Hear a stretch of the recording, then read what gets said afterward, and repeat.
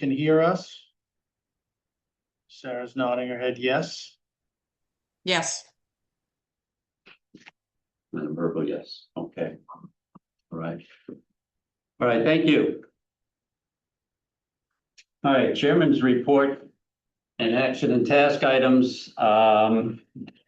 We just really have three announcements with regard to forums that we want to make sure people are aware of. Seems that June is forum month, at least it is in Manchester. We've had 2 or 3 already. I know earlier this month, and coming up tomorrow is a forum with regard to the Senior Community Center at 5:30. In fact, at the Masons building. On Wednesday, June 17th is a meeting with the Planning Board and a Housing Production Plan Forum. And on June 25th, there is, I think, the third Singing Beach Bathhouse Forum that's being held the 25th at 6 p.m. here at the Town Hall. So everyone who's in attendance, please make note of those and please attend them if you can. Let's see. Next on the list, an Ocean Street recap. And do we have somebody from Fuss and O'Neill online? Yes, we do. We have Alex and Ariel. I asked Fuss and O'Neill to join us tonight to provide a brief recap of the public process that occurred in the last week or the week before. For those on the board or those paying attention to our meeting tonight that maybe weren't able to participate, to provide them a little bit of a recap of the process that we went through. They're scheduled to complete their report in July, and at that time, we'll have a more in-depth review of their findings. Alex? Great, thanks, Tony. And could I kindly just request sharing ability? Just sent a note through because we have just a few slides that I think will help recap what we were up to a couple weeks ago. Yeah, try now. Great. Yep, that seems to be working. Thanks, Tony. Appreciate that. And actually, to kick things off, I will, I'll briefly introduce myself and then kick it over to my colleague, Ariel. My name is Alex Maxwell. I'm a principal planner with Fuss and O'Neill, and I'm joined today by my colleague, Ariel, who I'll have introduce herself and kick things off. Hi everyone, Ariel Sasser. I am project manager on the Ocean Street project, and we're glad to be invited tonight to provide a recap of the community visioning workshop that took place June 1st and 2nd. And tonight we have a few things to cover. We'll talk about the project a little bit, provide some background information.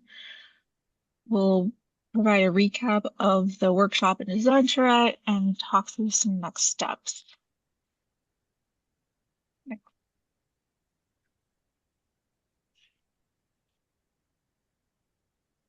So the town of Manchester by the Sea is undertaking a coastal vulnerability assessment and conceptual planning effort on Ocean Street that, as many folks in the room and in town know, that has experienced repeated flooding, storm damage, dune erosion, and roadway impacts. Fuss O'Neill and our partners at Woods Hole Group have conducted technical analysis and a localized vulnerability assessment.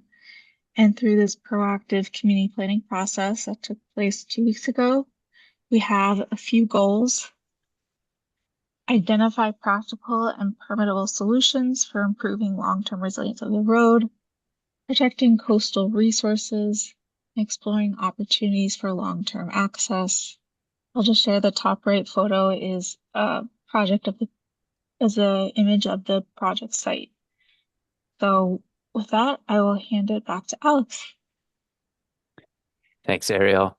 So good evening, everyone. I'm just going to mention sort of the full remit of our phase 1 work on this project. And it's important to mention at the outset that really our scope of work with this project is really intended to develop some preliminary, or what we might call conceptual design ideas for the future of Ocean Street. So this is very much laying of the foundation, very early days in the overall project pipeline or project development pipeline. Our full scope of work in this phase one scope covered, as Ariel mentioned, a vulnerability assessment, which was conducted over the winter into the early part of spring. And then this community planning and design workshop, which included this walk and talk, which is shown here on the slide, and then the development of alternative design concepts, which I'll mention in a little bit more detail here in a minute. And then ultimately, as Tony mentioned, a final report out later on this summer. But it's important to mention that this sort of phase one scope really feeds into what will need to happen following this phase one work, which comes in the form of additional field investigations and survey, additional permitting work, and ultimately schematic design and design development, as well as the acquisition of funding and soliciting of funding and grants.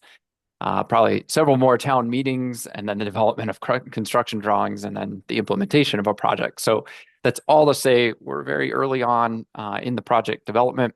But the idea behind starting the project this way was to really solicit community feedback from the outset and really have the community feedback and input drive the process forward.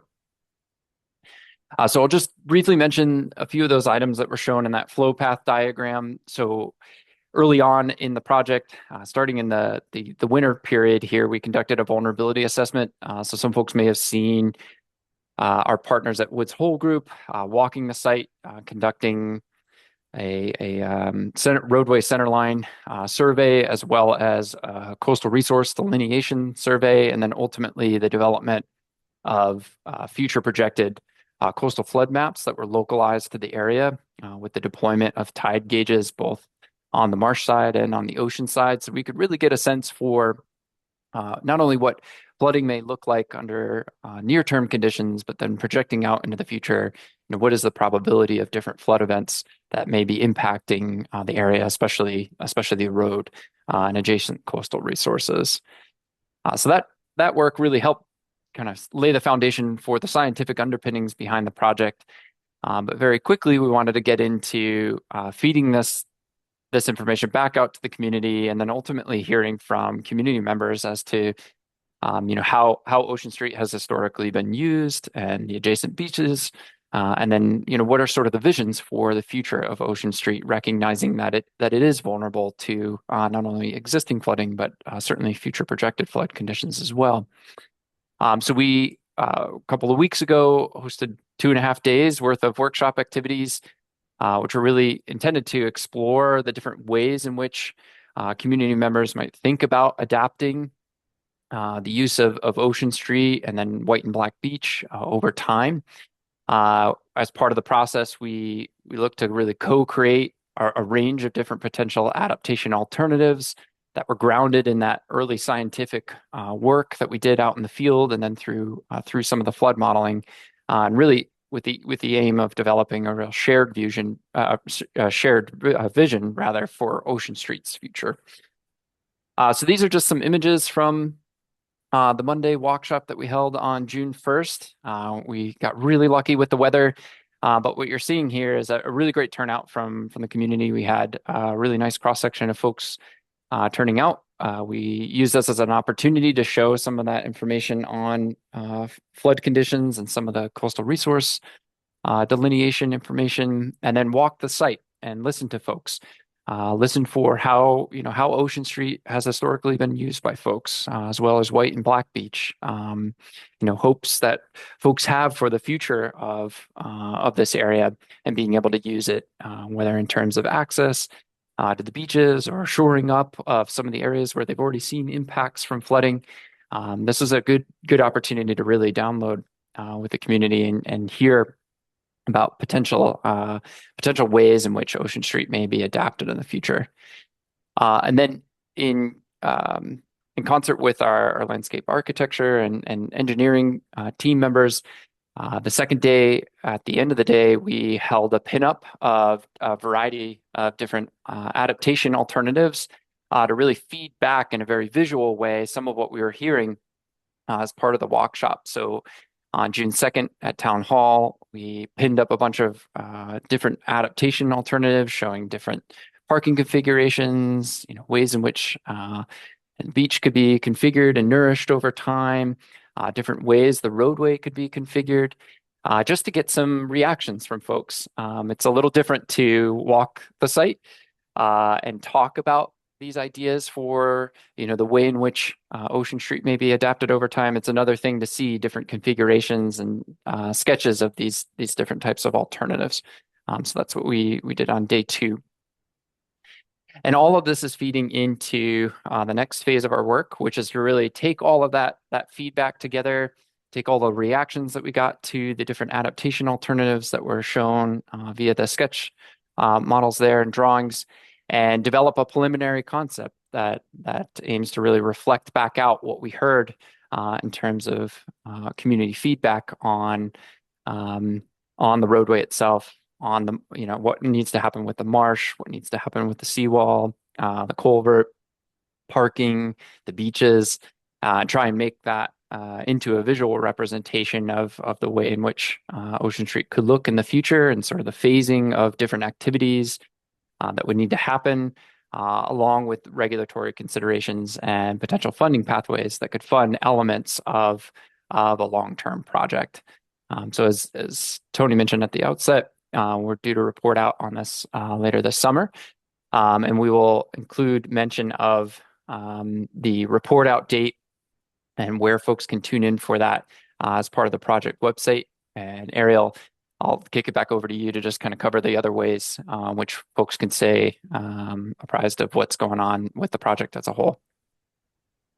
So thanks, Alex. So you want to find out about the public meetings, scan the QR code. We have a project website. The town also has Ocean Street project website. Or feel free to email any of us, myself, Alex, Nate, Chuck, at provided these emails here. So feel free to reach out, and thanks again for having us present on Ocean Street. Thanks, Ariel. And we can kick it back to the folks in the room there. Tony, if there are any questions folks have, and just this quick update report, we're happy to field a couple questions if you have them. I think it was really well attended, both the sidewalk and the pinup meeting that we held.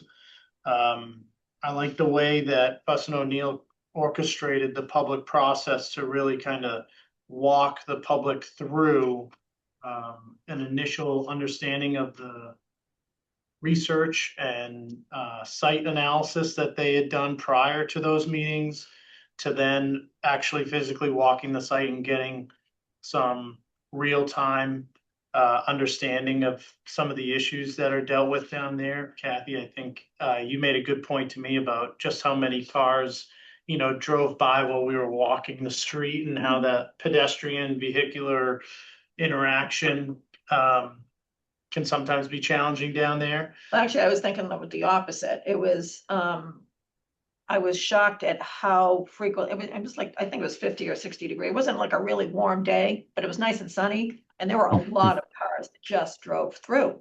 And I was shocked. I never felt unsafe, because people were driving slowly because they wanted to enjoy the view. That's why they were there. So I was shocked at the volume of the cars, and the fact that I didn't really feel unsafe at all, because everybody wanted to be there for the same reason, to just kind of enjoy the view. Mm-hmm. And then the next day, Fuss O'Neill came back and worked here in the town hall all day to take a lot of the feedback that they heard at the site visit and start to put pen to paper, which I think helped take the commentary that we heard the day before with that same group, and maybe some new people who came to the second meeting, and really expand on that with some of the visuals that they put together, and keep the momentum moving in that direction. There's still a lot of work to be done.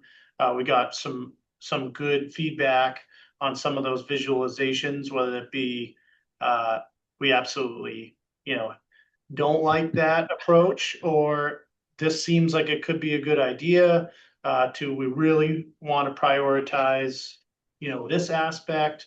And Fuss O'Neill has their work cut out for them over the next month or so to evaluate that stuff. Is this presentation going to be on our website so that people can see where things are at this point, and in particular, the contact information if people want to provide? Yeah. Another piece of input. Yeah, the options that they showed us that were on the wall, are they on the website right now? I don't think so. Alex, do you know? Are they on your website? Yeah, Ariel, I think we have the scans. We got the scans digitized for the actual sketches, but we can put those on the website along with the deck here as well, just in the engagement section of our website, and then we can provide static copies as well, Tony, to you to include in the town's website. Great. Tony, I have the scans too on shared drive DPW, so I know I sent them to Tiffany. That was, I think, Friday even, so I don't know if she's actually got them on the town website yet, but we're getting there. Okay. All right, that's great. So there'll be access for all of this information momentarily. Okay, and we'll revisit this. Was it about 2 months? 1 month. Or July, I you don't said? know. In July. Oh, in July? Yeah, I think. Okay, good. maybe, might be mid to late July. It depends on when they put their final report together, but July is the goal. So in this final report, we'll know what's permanent or have a good idea of what's permittable at that point versus what the plans are. Alex, can you answer that? Yeah, it's a good question. I think I heard the question. It was just a question about, in the final report out documentation, will we know what's permittable and what's not, if I heard that correctly?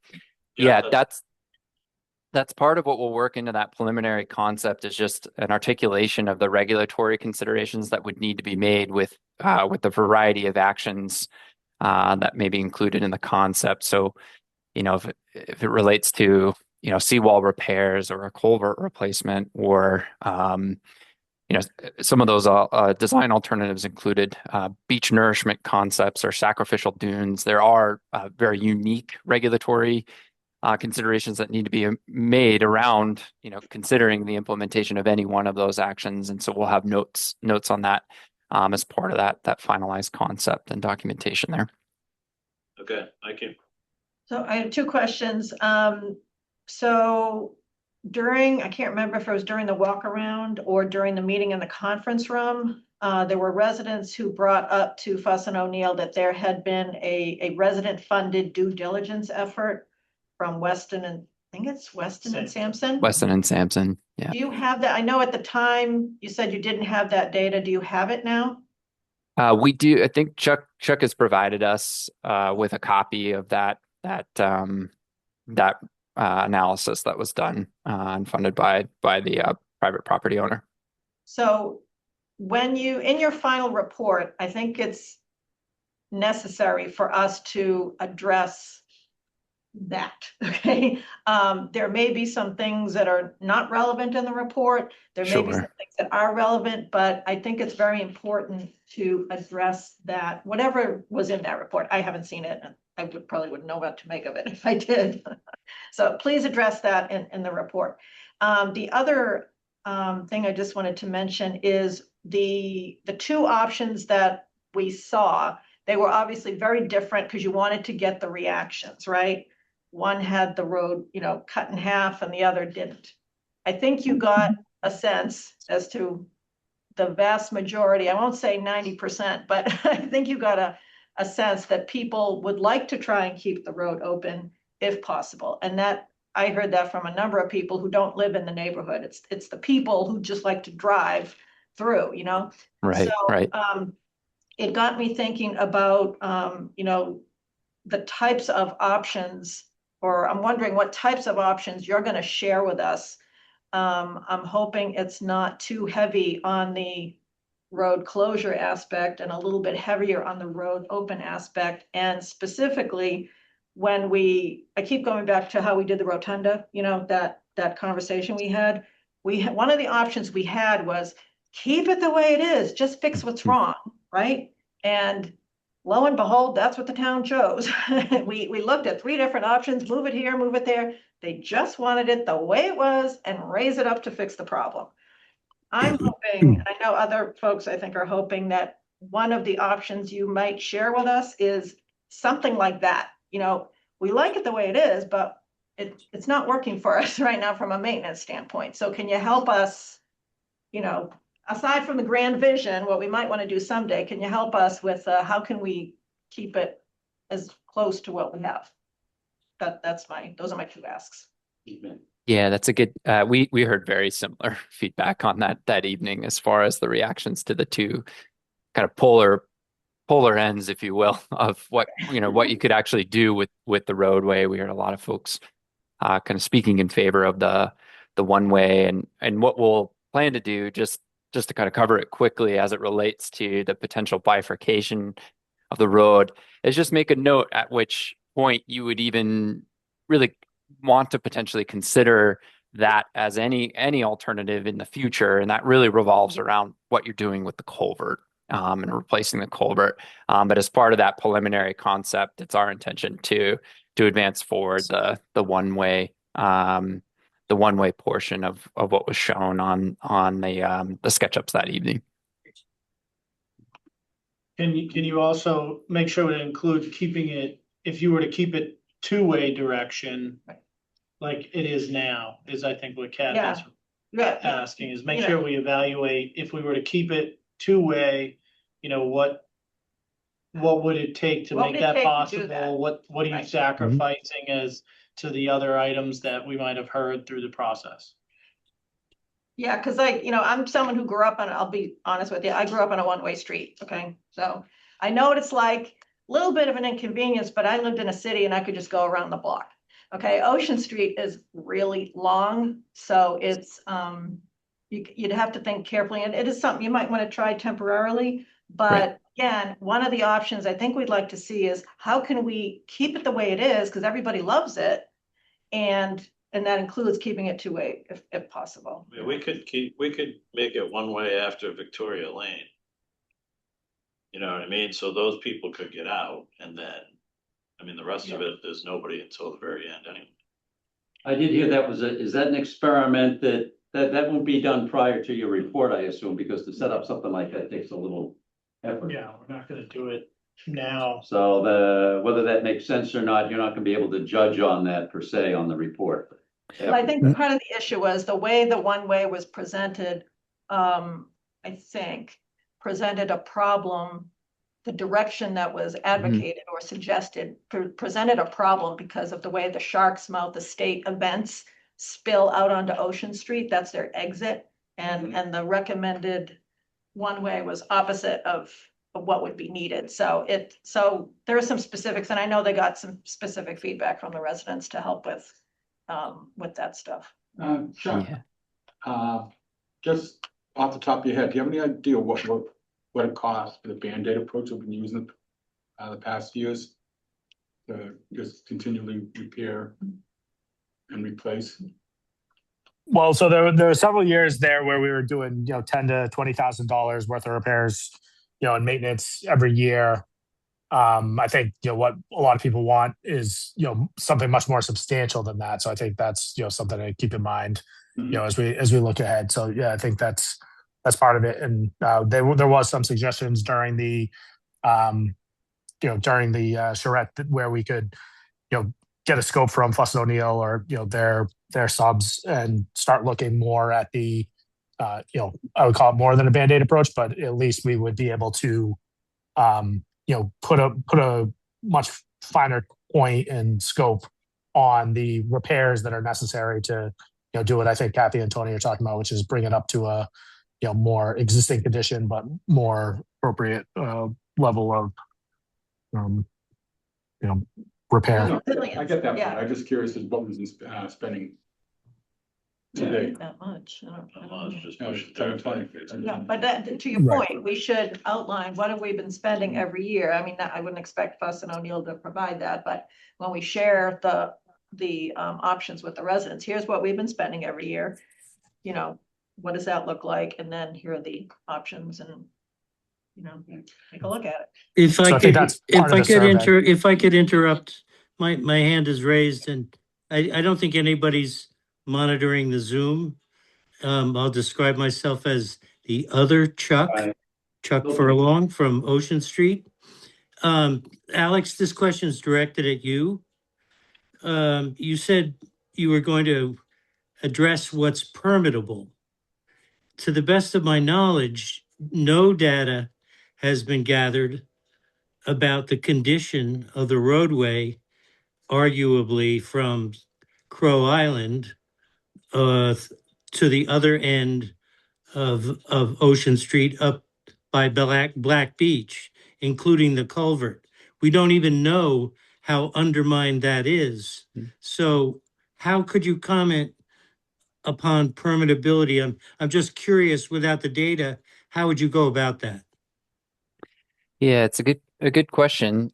So as part of the preliminary concept that we want to show, we heard loud and clear that folks would really like to get a structural assessment done of the seawall and the section of road that you just mentioned, along with the culvert.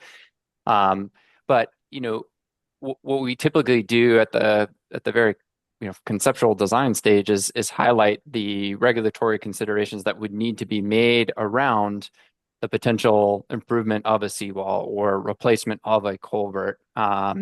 It's not as simple as just kind of replace in kind. And so we look to mention as part of the preliminary concept is just, what you would have to consider in terms of impacts to adjacent coastal resources, which we did do the coastal resource delineation, and that has impacts on, what you can do in terms of permits that may be required from DEP or other regulatory agencies. As well, if anything has to go through and receive state funds or require a state permit, that would trip something like MEPA or the Massachusetts Environmental Protection Act. That would likely trip a whole host of additional information that would be needed by agencies like the Office of Coastal Zone Management. And so while you're right, Chuck, to point out, you would need more information to say exactly what would need to be done to improve the structural integrity of the existing seawall or potentially replace and upsize a culvert. There are, really we want to kind of present this concept plan as something that just gives you a kind of roadmap of things to consider should you advance one of the actions included in the overall concept. And as part of our job, we want to also highlight the potential phasing. So someone was mentioning earlier about make sure there's mention of that the two-way is still an option, and that's true. Nothing would necessarily preclude you from keeping the two-way, but as a very near-term step, one of the most actionable things you can do is get that structural assessment done, and of both the seawall and the culvert replacement, and then that may enable you to think through exactly what you want to do with additional roadway improvements, whether that's keeping the road two ways or one way. So as part of the plan, we'll also highlight some recommended phasing of different actions in addition to the regulatory considerations that need to be made around that. But there's a lot that you're sort of limited to just by nature of the context there and what we already know about the mapped coastal resources. So as part of the walk and talk, some folks were mentioning things like road raisings, and we were able to talk through how you actually get roadway elevation by having to go out and where you're limited and encroaching into some of those coastal resources. So those are things that can be spoken to even at the conceptual phase. But you're right, as far as any filing, you need to kind of have construction level documents before you make a permitting filing, and we're a ways off from that, but we can kind of paint that picture of, hey, these are things that you're likely to need to consider if you're going to replace and upsize that culvert or repair the seawall. So that's what we're looking to highlight.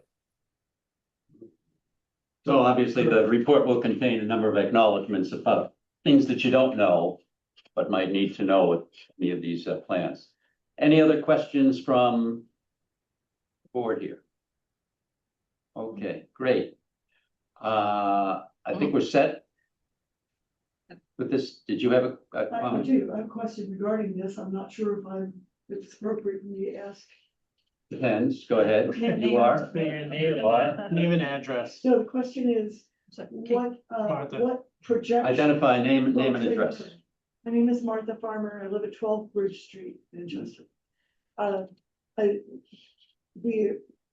question is, the rate of sea level rise that is being used for the predictions of what needs to be done for, how far out in advance.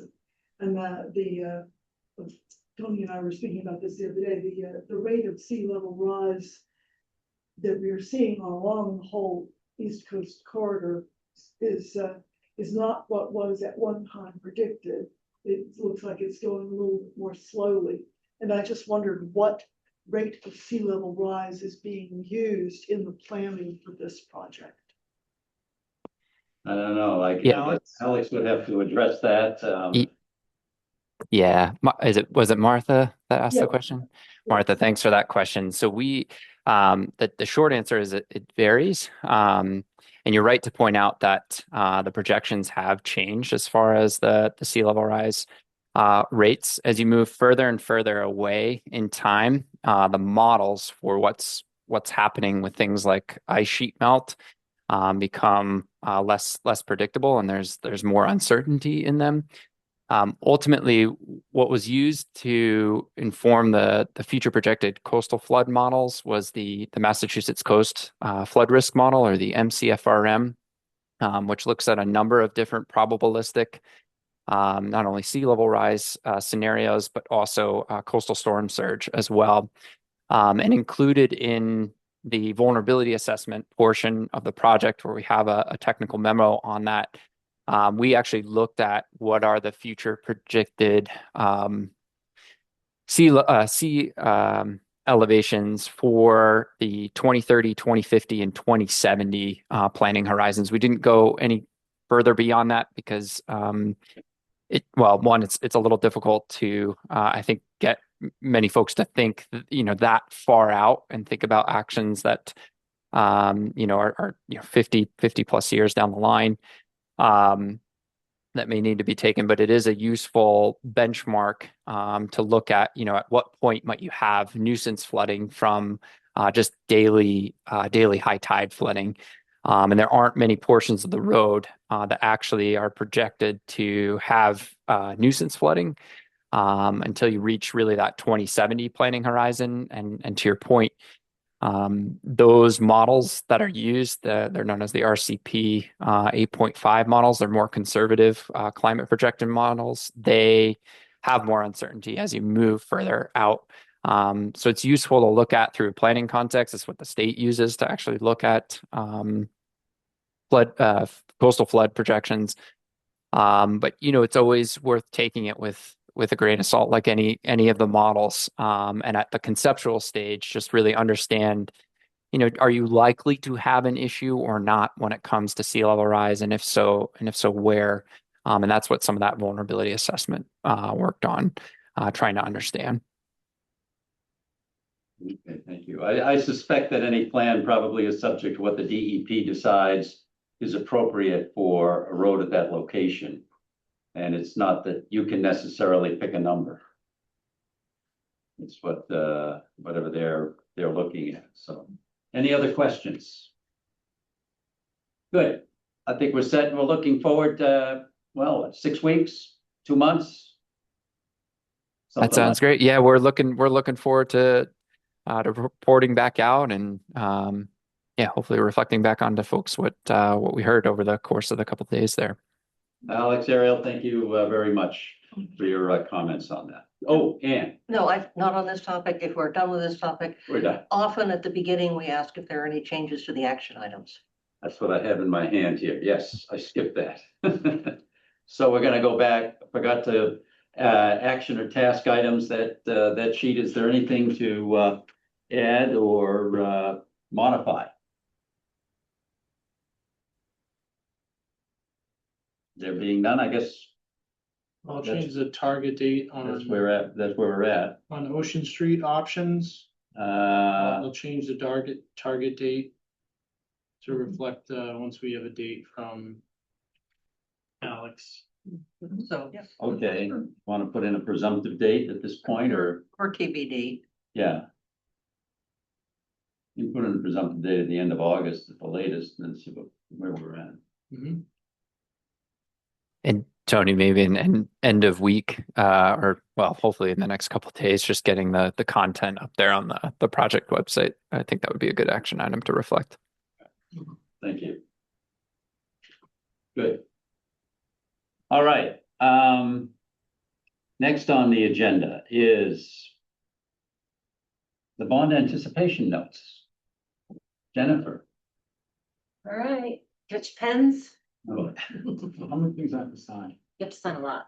Yeah. In practice. You're gonna have a lot of practice. We just did this like a year ago. Okay, We'll be sure. back. We'll be rolling plenty. All right. Yes.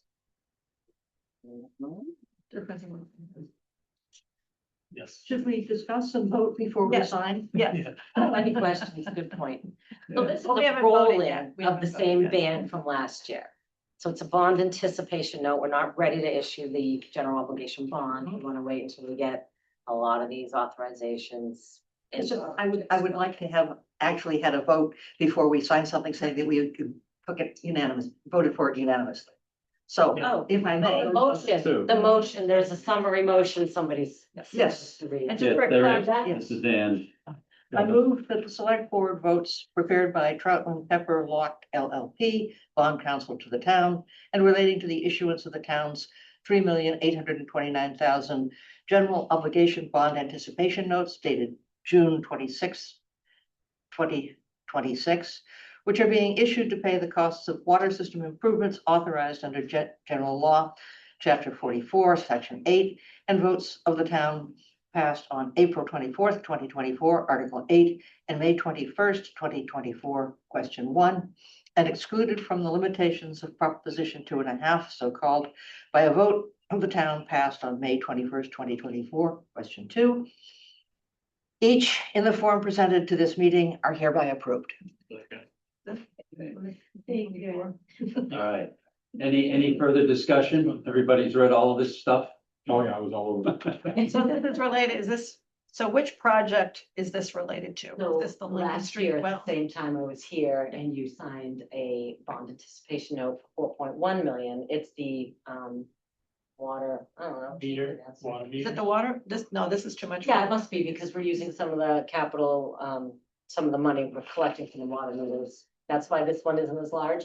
It's the same borrowing. We're just pushing it down the road and now we're borrowing less because we threw money from the, what are you calling that? The meter. Yeah. Replacement. That made a Yeah. collection. Okay. So as that revenue is coming in, as you all know, you're paying quarterly, $25 roughly, then that's chipping away at how much we actually need to still borrow. So this is all part They of know. that 7.5 million. that we Yes, voted the against. 4.1 from last year, we're rolling it forward, but we don't need as much. So this The is, next time we roll it forward, it'll probably be a little less too. this is reducing the town's indebtedness. Yeah. Um, It's the same bond, it's the same, Yeah. yeah, note, if you will, it's the same bond anticipation note, it's just we're not gonna need as much now, so we're not gonna end up borrowing. All right, and then you will issue a permanent bond Yeah, when, like at the end of the year? we're hoping, Okay. like calendar year, I could be back within 6 months. And Yeah, Fidelity is the one that gave us the best deal here. This one, yes, Yes. Let's see. yeah. Yeah. Just so everybody knows, this is the meter project, so both buying and installing the meters. Plus, it was our PFAS match for the design contract that we had the EPA grant for, as well as portions of the Pleasant Street work. Thank you, Chuck. Oh, Thank you, John. okay. so it's It's a little bit of everything. Yeah. Yeah. we have not voted. We have yet. not voted yet. Is there any more questions? I'll second. Oh, Did Jeff seconded? oh, Jeff Jeff seconded. seconded. Ready to vote? Jeff? Yes. Brian? Yes. Ann? Yes. Kathy? Yes. And John is yes. All right. Okay. That worked. All right, another one, there's 2 copies of that.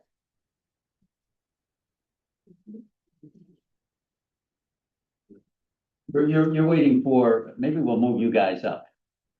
Yeah. You're waiting for the agenda. Well, actually, it's The appointments. the appointments.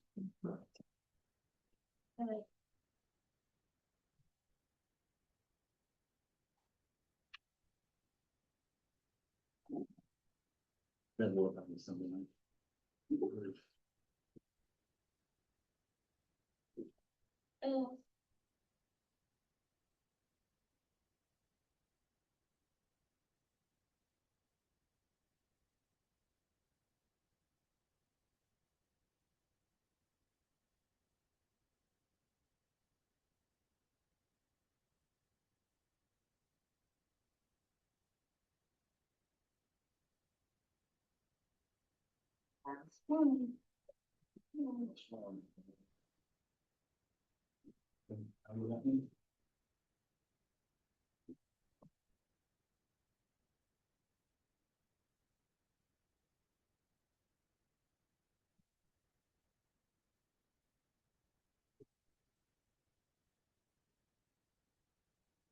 Yeah.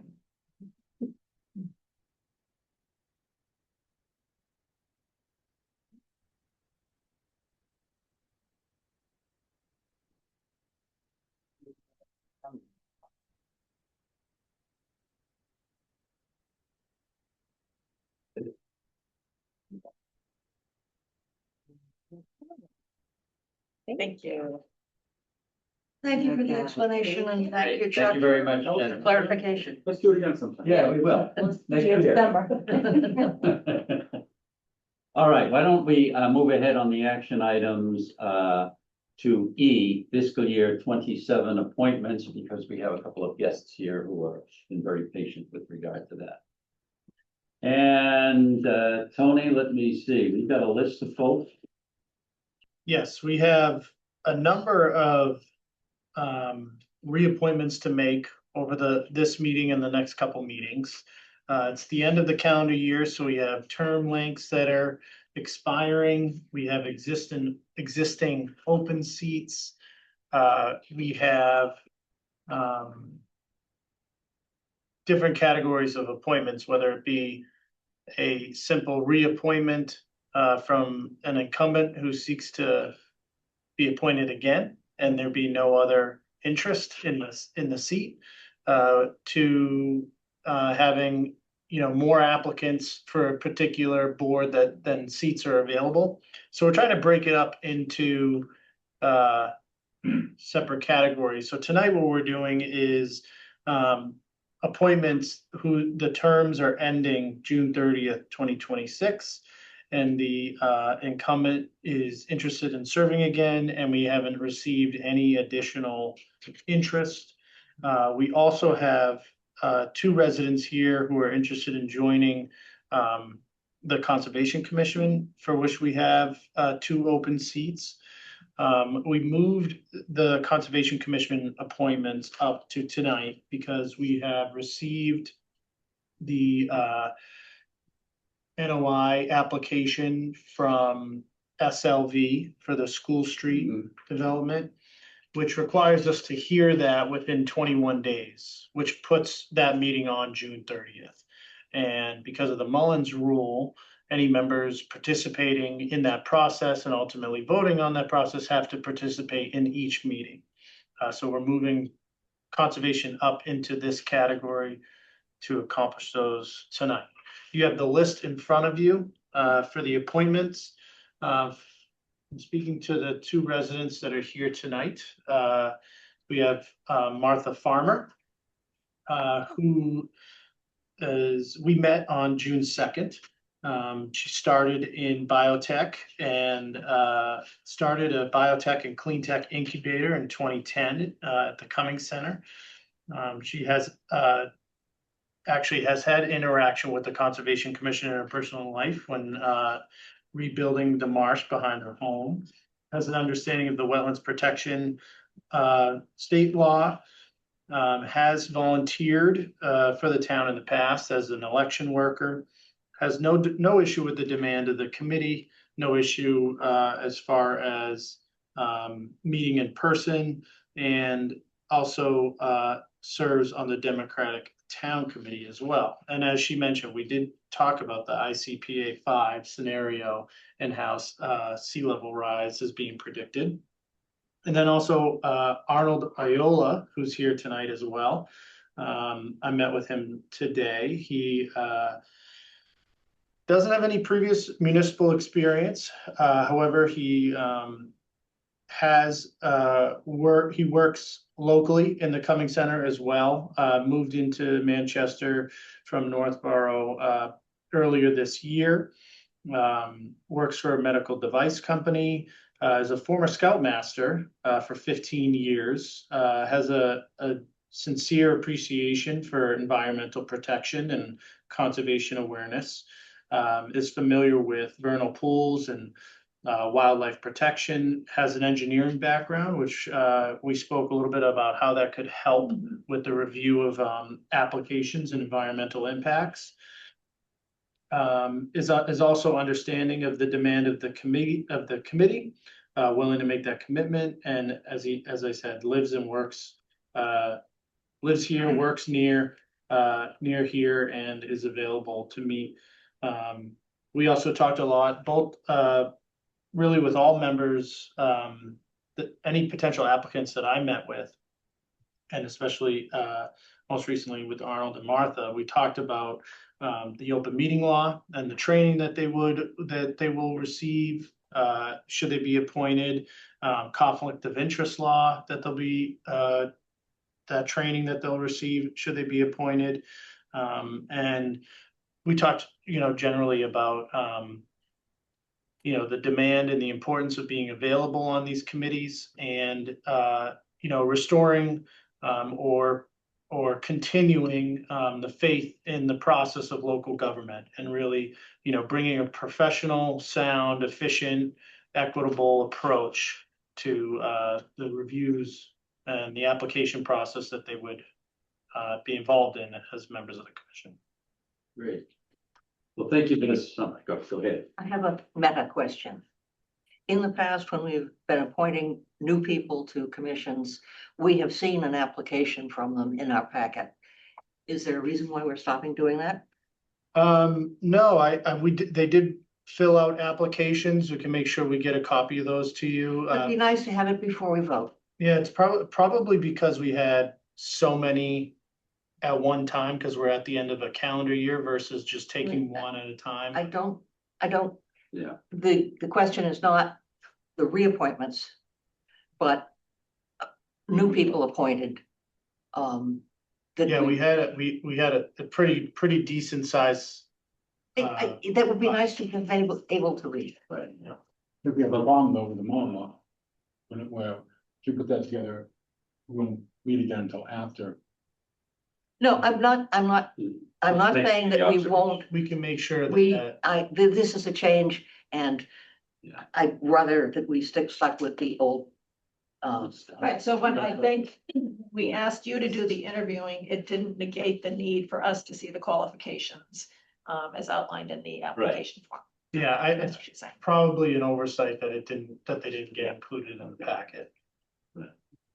And so the additional people, and there are other slots that need to be filled, and these may be new people. I think these are all reappointments. These are all. These are all reappointments with the exception of these two. Last I remember, That's correct. Muffin hasn't been on the select board for at least 4 years. She's the select board representative to the Affordable Housing Trust. Yes. She's our representative to the trust. Oh. We appointed her to sit on the trust for us, yes. She has gone for a while. Yes. I was so excited I found this thing. Look, All right, so going forward, new folks, you will have the information in our packets. Yes. Okay, all right.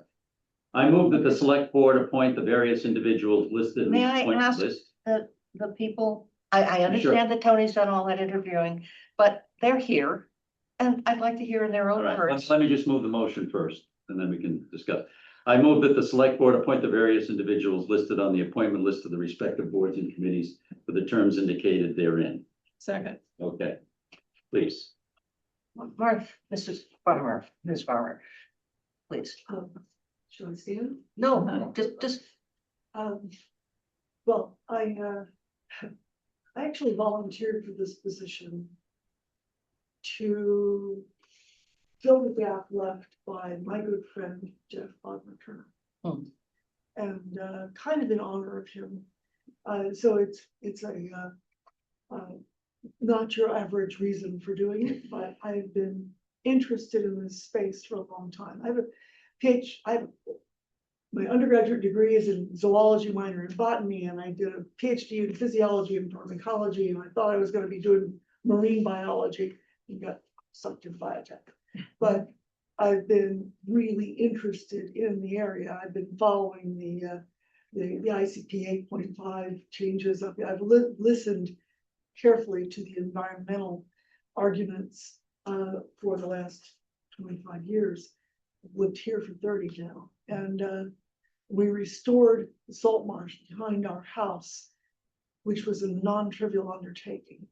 And so I feel like I've participated in an important conservation element for the town.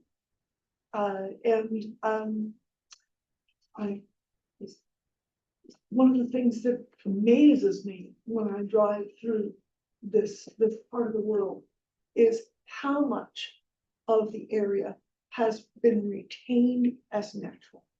And it's not that's not the job of the Conservation Commission. The Conservation Commission needs mostly to protect wetlands. But what has been conserved in this area, given how long it has been settled, is astounding, and it's wonderful. We took a walk through, Steve Gang took us up to the SLD planned site today, so I at least had some idea of what it looked like other than on a topographical map. And it's the diversity is really impressive, and it's a thing of beauty. And so being able to support the work and protection, I would be filling out 2 more years of the term. I'm willing to make that commitment. I recognize right now it's going to be a big commitment. This is not your occasional meeting. I understand that. I recognize that I'm jumping in with both feet into a big situation. So I'm willing to undertake. Thank you. So in many ways, there's a lot of overlap on the passion and the connection to nature and the value that it offers. For me personally, I've been in the private industry for medical devices. And one of the things that I've learned to do in my role in engineering, I play a role in systems engineering, where we often focus on how to design the product, how to tie it all together, but also how to manage the risks. And when we're doing risk, we are representing the necessities of patients, which sometimes may be anesthetized, they're not present. So there's a lot of decisions that are being made daily as we design our products and add features that are there to ensure that the patient or the operators are not damaged. Patients are voiceless, we have to represent them. So there's in my heart, there's a strong analogy to nature and speaking up or trying to represent. Now, we have a mandate. It is very specifically defined. It's very quantifiable, but there's also a lot of interpretation. So in medical devices, you also get used to trying to work within regulation, working with regulatory entities, the interests of companies that are really trying to move forward the industry or their own financial gain, but they're trying to move forward and do something exciting, but also representing the patients. And these processes, this regulatory processes tend to work. And I've learned a lot, and I appreciate those 2 processes of looking at regulation. So medical device to me is somewhat analogous, that you're trying to represent someone or people that don't have voices in how you make your decisions. The other part is on the scouting, which 3 years were Scoutmaster, many other years before, amounting to about 14, 15 years, was assistant Scoutmaster and working playing that role in the commitment. Where they say, oh, it's an hour a week. No, it's not really an hour a week.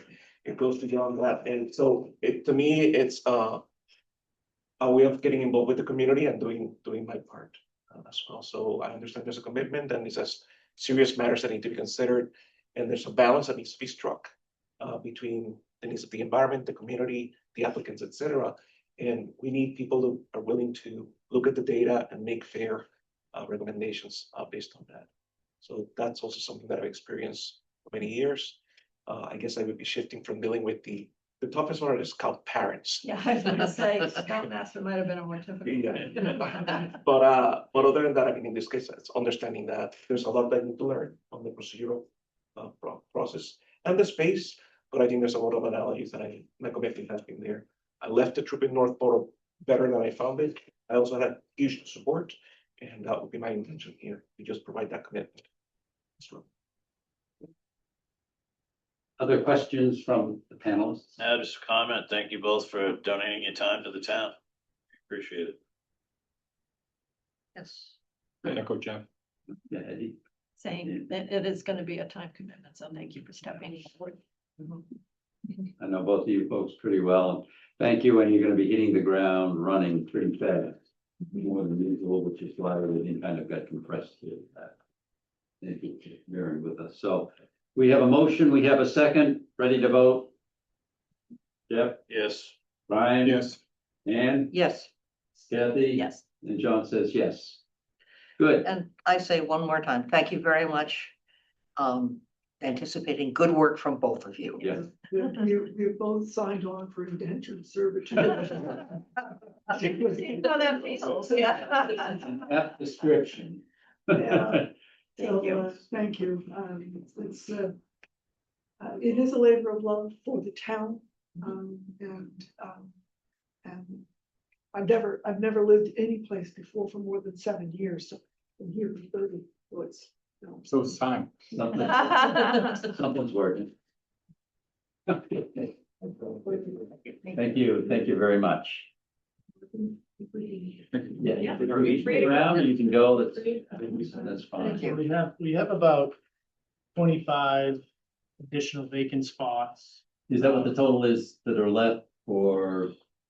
Yeah. Okay. It varies. Some committees, have a defined number of spots. Some say up to a certain number, so, but it's about 25 openings, I would say. And that probably bridges there, some of those openings are currently occupied by two-term people that we don't know what's gonna happen yet. And the rest were, well, they were open going into this and they're still open. And so between the two of those, 25, that's a lot, okay. Only a couple of the committees do we have a scenario where we have more applicants than openings. I will still interview all the applicants for these new applicants. But for those scenarios, we had spoke about maybe a more formal process here with the board, so you could hear from, all the applicants and make a decision yourself.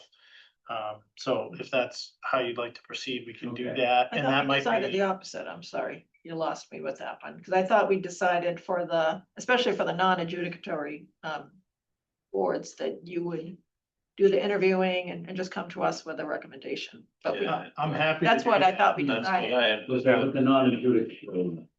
There are. But I think to Ann's point, we would still like to see the actual Yes, definitely. application of who it is you're recommending. Are we running into any problems with having a minimum amount of people? Like, are some of these The boards? Board of Health is a problem. Board of Health. Board of Health is an issue. We had one applicant who was excellent, newly moved to town, is a nurse in Beverly, but unfortunately the schedule of their meetings, she works day shift. And we haven't had any others. ZBA, they don't have any associate members. So it's troubling when they don't have enough people to attend the meeting. They can't fill it in with. So can I ask, did the Board of Health consider changing their meeting time? I don't know. I can double check with that. I mean, Their meetings are what, like 9 o'clock? 8:30. Thursday mornings or something? if you have a day job, that's tough, I Right, think. I mean, So they You're should, drawing from a Consider, limited yeah, number I of mean- people there. Yeah, especially if we're having a hard time filling the role. Mhm. So I would ask that we go to the chair of that board and say, hey, can we be like the other boards and meet in the evening? So someone who has a day job could attend. Yeah, I think that's a good idea. And then we have a number of spots that we haven't received applications for. We have been aggressively advertising the open spots. In late March and early April, we've updated online form, we've put it in the Tide, put it in the newsletter. And we also had a signboard at the annual, at the municipal election too. So we'll continue to push, notice out there that we're looking for. But it'd be nice to push harder for the specific adjudicatory boards. Yes. They yeah. need to be what I've seen advertised is, hey, join a committee without the specifics. Or just So- a whole list of all of the committees. Yeah, but to your point, the adjudicatory ones are really important. Hey, we need representation on the Board of Health. So be specific, not just a link to the whole list.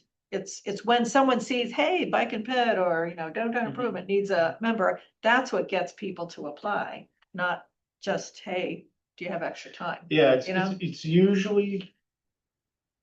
Like throughout the year, it's usually more targeted. Yeah. We're just kind of in this end of year cycle right now where we have so many, so we'll be a little bit more targeted, especially for those. Those two. For those two. Be very Yeah. targeted for.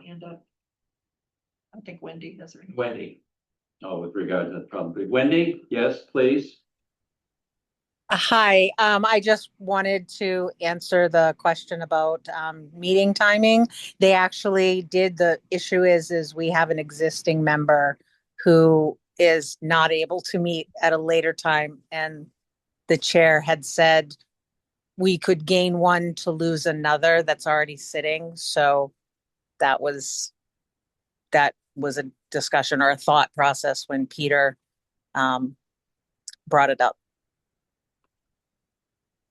Okay. All right, thank you.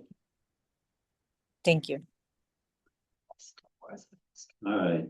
I think that the ad I saw in the paper, it did list the positions at one point in time. I saw the positions listed. It just said didn't just say we need volunteers to fill slots. So we have to actively recruit for those adjudicatory. But the adjudicatory ones, yeah, they still probably there needs to be a short list of just those as well. We also talked a little bit about having a table at Festival by the Sea. Absolutely. That maybe different committees can sign up for an hour. Members of different committees can maybe sign up for an hour and work the table and use that as an opportunity to tell people about. Yeah, do we know what town residents are medical doctors? Can we find that out? I'm sure we have a way. Because we're losing the medical doctor on that board. Mhm. Mhm. And, Oh, we're losing medical office too, so we got. Yeah. yeah, Yeah, or, a nurse practitioner, someone. there's a nurse, well, a former nurse. Well, I think Dawn is still practicing nurse practitioner. I think she's a nurse practitioner. Yeah, I'm sure she's a nurse practitioner. I'm not sure whether she's working, but Are there requirements that there be clinicians or? no, there's no requirement, but Yeah. it would be So, desirable. well, I know that board deals with a rather diverse set of responsibilities, but the clinical is a big part of it. So just, Okay. All right, so let's see. Where are we here? We skipped around. 5B, we're at 5B, the flag policy. Okay, so we have in our folders a revised policy that we all got that I think reflected the comments from our meeting last 2 weeks or so ago. And then I think Kathy provided some comment. No, so one of our residents had sent in some comments.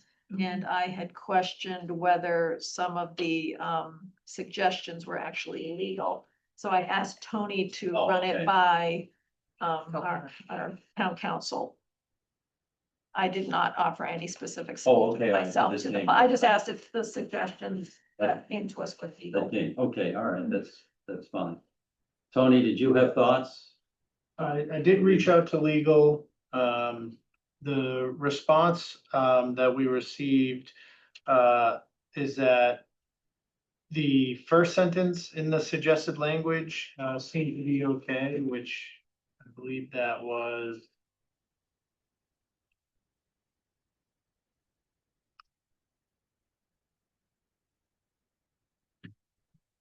it is understood by all applicants before the select board for the flying of commemorative and historical flags that the select board reserves the right to make a determination on what is customary and reasonable with regard to the duration to fly approved commemorative and historical flags as government speech. They did not feel it was, the next sentence they didn't feel was appropriate, however, as to You can't appeal it. all applicants, yeah. vote it, You right, give up your right to the First Amendment. right. Yeah. Right. Wanted to double check on that. Okay, so the first part, read it again. I didn't, It wasn't clear to me where the suggestion was Yeah. that we insert it into the. Okay, so probably after, in the red paragraph under commemorative flags for a reasonable or customary purpose, then the first sentence of the proposed would go after that.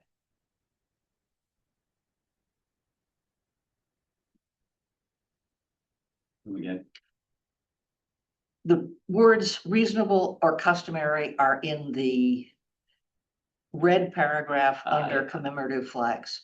And I think the sentence that was proposed should go immediately after. after that, but before the flag of the United States shall always be displayed. Yes. Okay, Before the following are not allowed. So this area right here, John.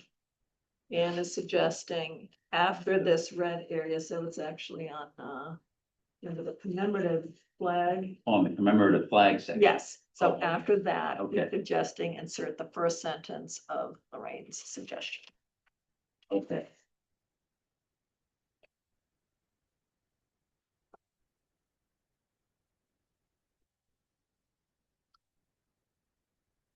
So can you read it like all together, like it's gonna, I don't have it in front of me. So, and it's just, let's see, is it just the first sentence? Yeah, so if what's in red, I'll give it a shot, okay? Commemorative flags shall be displayed for a period of time that is reasonable or customary for the subject that is to be commemorated, which determination shall be made by the select board. It is understood by all applicants before the select board for flying of commemorative and historical flags that the select board reserves the right to make a determination on what is customary and reasonable with regard to the duration to fly approved commemorative and historical flags as government speech. Okay, so I see that copy. The only question I have is that copy refers to both commemorative and historical flags. Inserting it in this spot is just under commemorative. Right. And there is a Okay. section that is historical that comes after that. Yeah, So maybe it should go at the end of both of those. Either you put that in twice or you put it at the end as a separate Oh, wait a minute, paragraph. so this language, now that you say that though, it may be duplicative, so if we. it really is. It is duplicative. Yeah. You go further down underneath where it says the select board authorizes the display of commemorative flags and historical commemorative flags as an expression of the town's official government speech through the approval of a proclamation.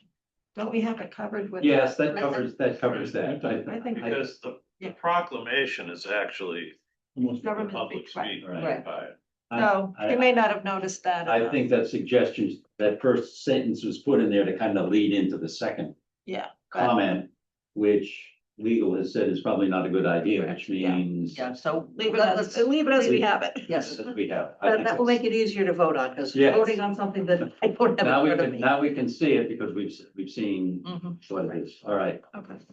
So you have the red line documents. Mhm. Any questions or comments on them?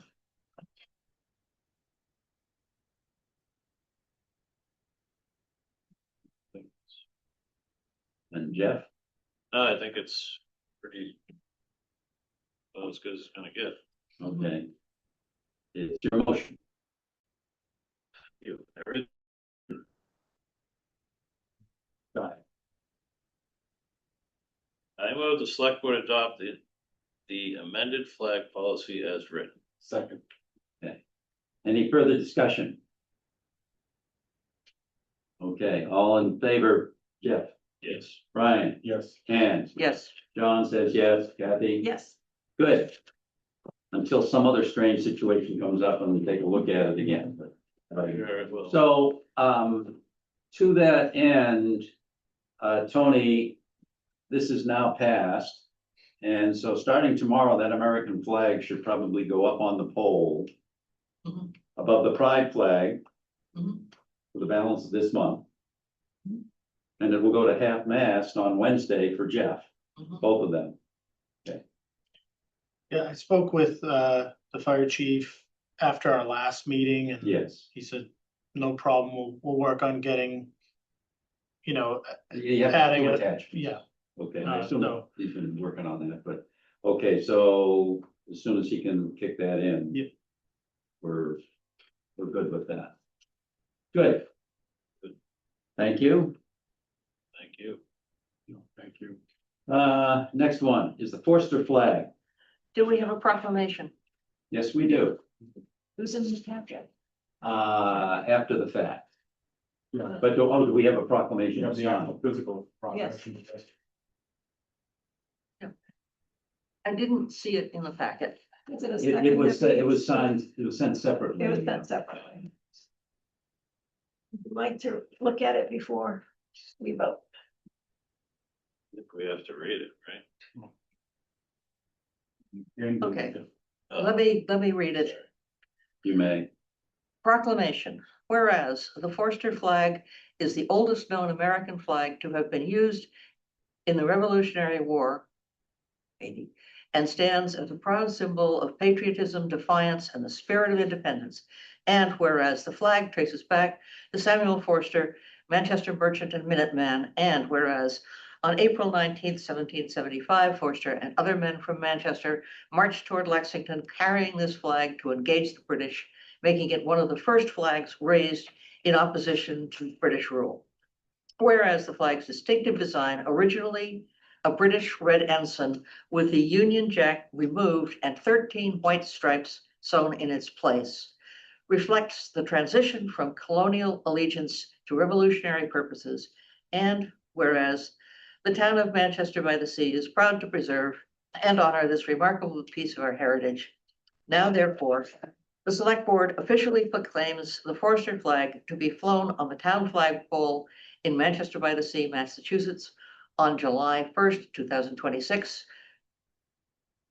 From July 1st, 2026 to July, rather than on July. On July, let's see, to be flown on, that language is okay. From July 1st to July 5th. Yeah, From works better. from is a little more accurate. To be flown. Well, it's flown on those, on that time period. Yeah, I'm not- Okay. I'm not- No. I'm okay with it. I'm splitting hairs. Yes, okay. Because it doesn't, if it's flown on that date, then it should say on July 1st, July 2nd, All right. July 3rd. I'm okay, Janet, you got the proclamation there, is that I correct? gave it to Ian. Oh, gave it to Ann.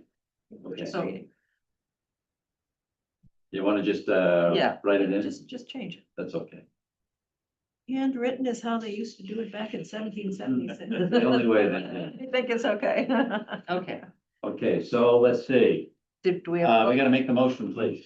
I move the select board approve the request from the Manchester by the Sea Museum to fly. We haven't voted on the proclamation, which we should do first. That, it's both That would- included as It's in motion. here. This on proclamation that effect. Yeah, at the end, Last sentence. it says both. Okay. I had to stop. I lost my place. Yeah. I move the select board approve the request for the Manchester by the Sea Museum to fly the Forster flag in commemoration of the 250th anniversary of American independence on the town flagpole from July 1st to July 5th, and to sign a proclamation to that effect. Second. Okay, Okay. any further discussion on that? Okay, Jeff, Yes. Brian, Yes. Ann, Yes. Kathy, Yes. John, yes. Great, so we'll circulate that around for signatures. So what's gonna happen is the pride flag comes down. Only on July first, and this goes up, so they'll just take one down and put the next one up.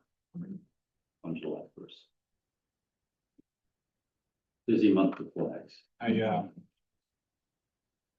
noticed that they marked Ford's Lexington. Didn't quite make it. They didn't quite make it. The last Ford Lexington. Yes. Don't stop in Beverly. The road to hell. I think they got a little further. Medford, didn't they get Medford them all? Yeah. I thought it meant, let's go the long way. And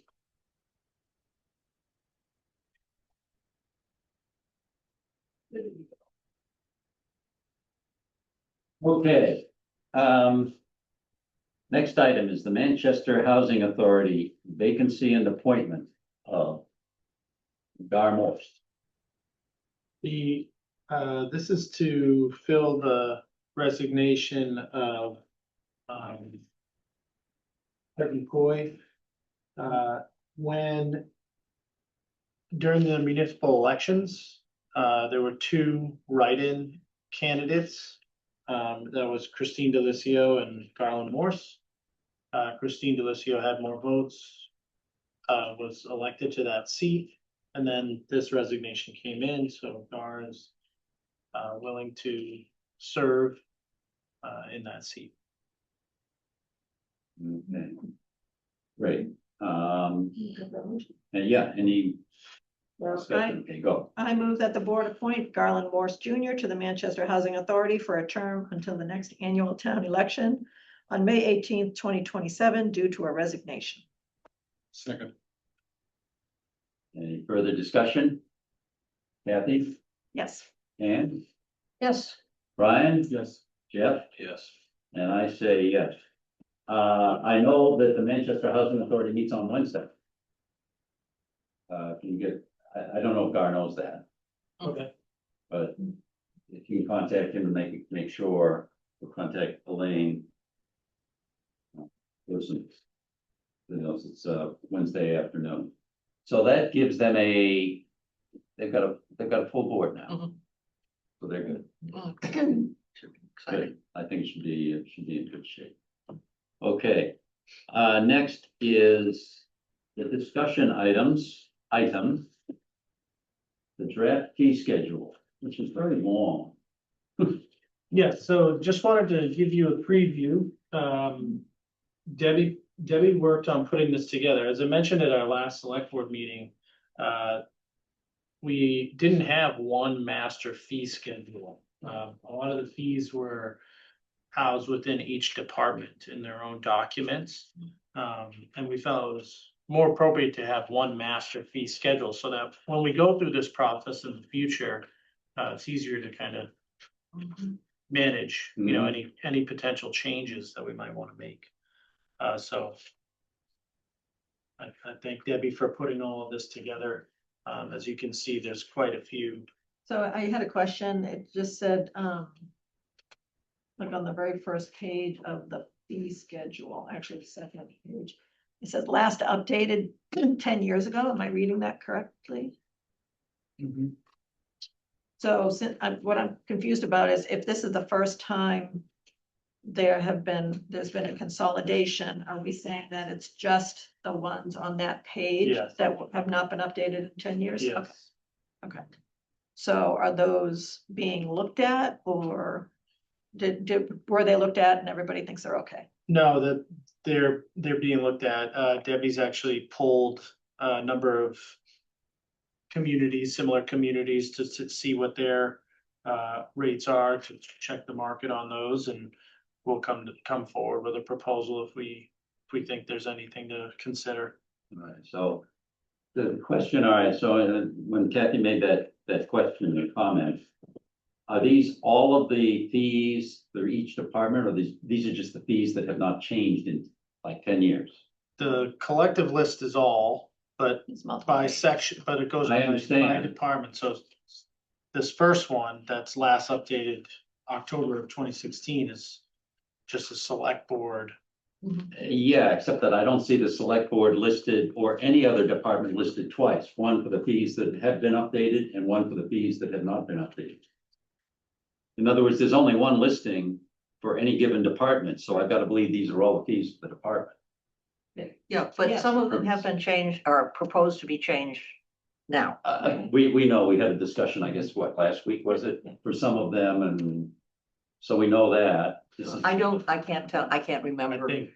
I think that date is reflective of the last change for anything on that list. Maybe not all of them got updated on that Okay, date, maybe just one of them I'm okay did. with that. Yeah. Okay, and the others may have been looked at, and we said, okay, we're okay with this, we'll leave it where it is. So I think what's unclear is, so it's nice to have the consolidated list. So then what is the next step? Are we, because I know we talked about some updates before. I see some notes on some of them. So I'm trying to understand. Are you looking for us to change anything tonight or just to show us the progress to date? Just to show you the Okay. progress to date, this is what the future fee schedule could look like. But we're going All right. through a process All right. of evaluating fees. I did have a question. I assume that fees, there are fees and there are permits and licenses. And I looked at the revenue and fees are $170,000 a year. Permits and licenses are $536,000 a year. This is a lot of money. I'm assuming that the definitions in here are fairly accurate. So if it says permits and licenses, that's the category it's in. Mhm.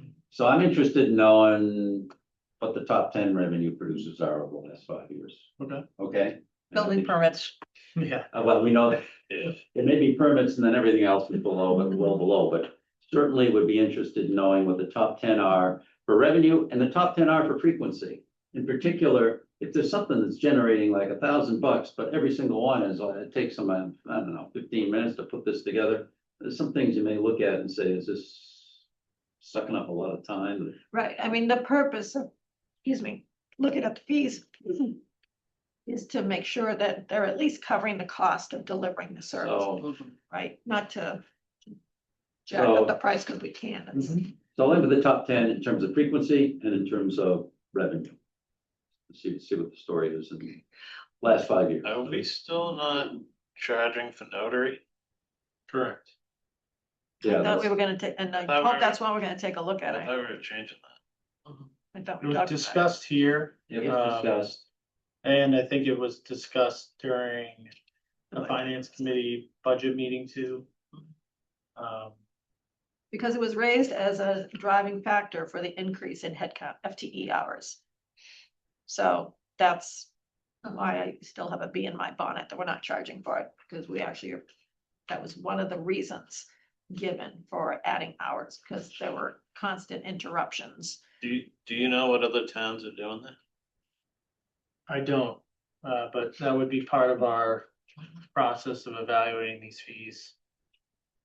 I mean, I think this is something that we talked a lot about in the hot too. There are some feelings of, it's part of, it's an action that we do on behalf of the residents. It doesn't take a ton of time on an individual basis.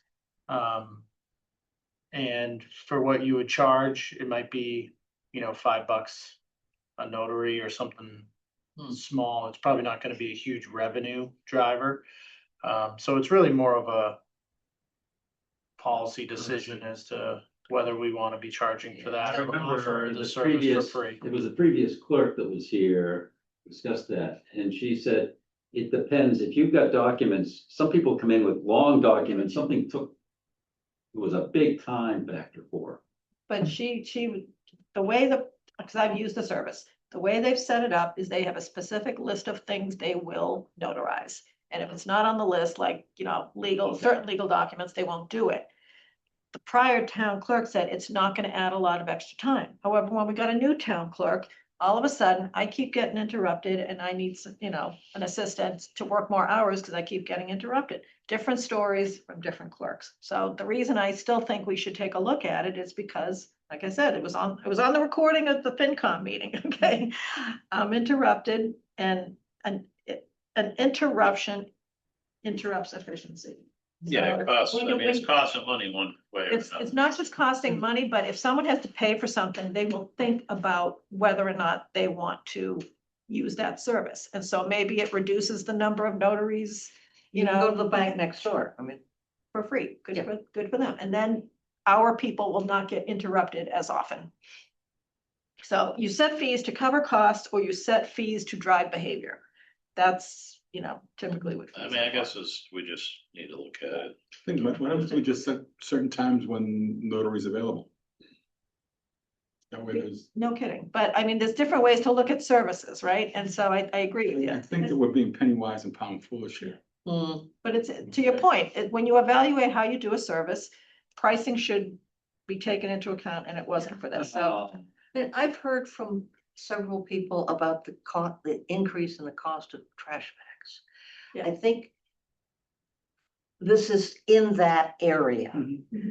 And I think what's one of the perks of living in town. you want to get something for your tax dollar. Exactly. right. No, and I just, like I said, you should have a reason before you institute a fee. You should have a reason. Top two are cover the cost of the service or drive behavior. All right, will Debbie talk with Christine and just see what's going on there? I don't know that we've spoken with Christine about this, it was. Briefly in a previous meeting, but not with a full analysis of what other communities do or, Okay. providing you some detailed information about how much time it takes up. It's a nickel dime. Yeah, I do think at the end of the day, it's not really gonna be a big revenue generating fee. I think it's gonna hurt more than this.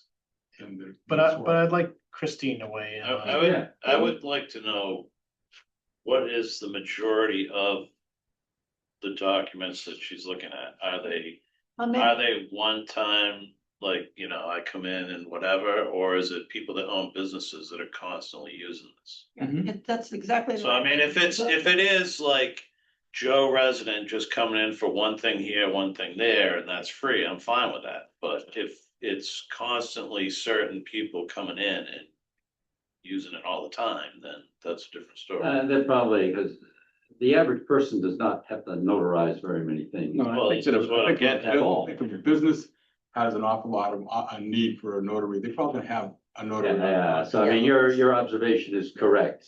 I mean, I don't think, if that happens once a year to Jeff's me. point, we don't know, so we should look at the data and we should look at have the service provider, look at the data. What is the data I'm telling gonna us? venture a guess that every real estate office has Oh, a yeah. notary in it, And every bank. Multiple notaries. Yes. so. I live with a So- notary. So just something as you guys are looking at the fees, not to change it now, or have a discussion about it now, but, the way we do the parking stickers and allowing all residents to use the beach, if one of these 40Bs comes to fruition, we're gonna have to take a look at that. How we do resident parking stickers and, whether or not we change the model for having them be allowed in the parking lot for the beach for no I think cost. that to that point, I agree that we go back to the old way. All right, because then families aren't gonna be putting, Six. right now, 6 cars in the one family getting 6 stickers. Right. Let's limit that. Yeah. One of the concerns that I've heard about is all these, the other thing I've heard too is that, and I don't know if this is true, boaters are now starting to use the Singing Beach parking lot because the time limit's at Masco. So they're gonna park their car at the beach and then walk back down the hill to get their boat.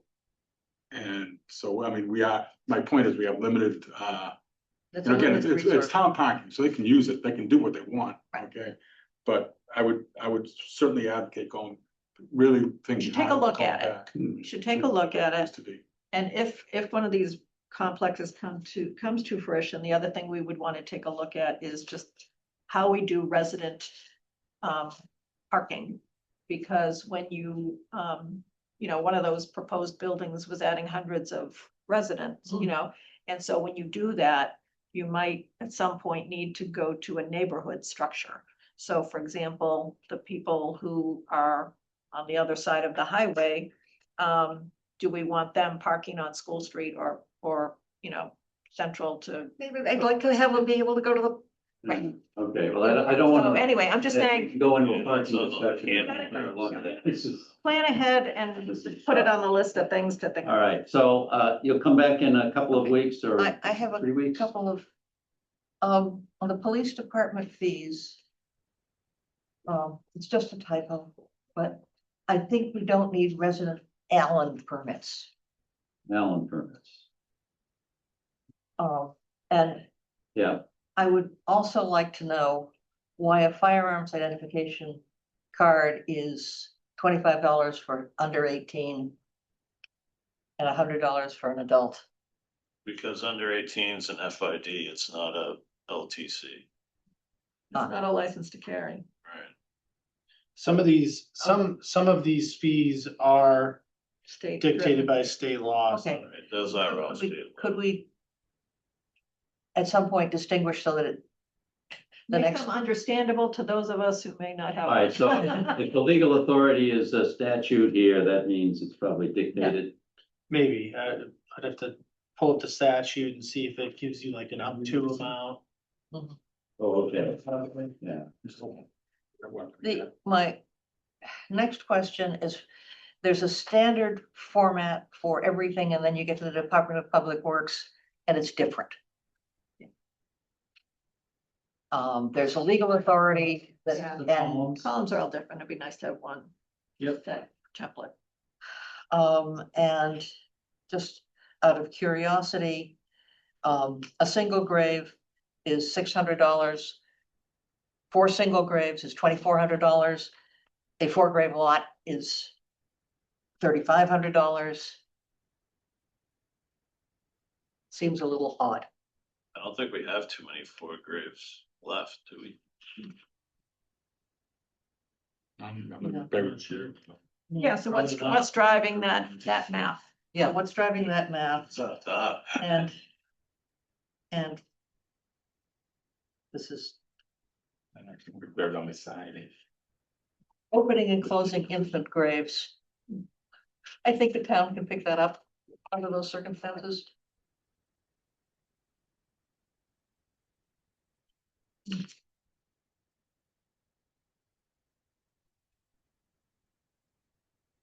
And then the Conservation Commission again is in a, the planning board is different. The Conservation Commission is different.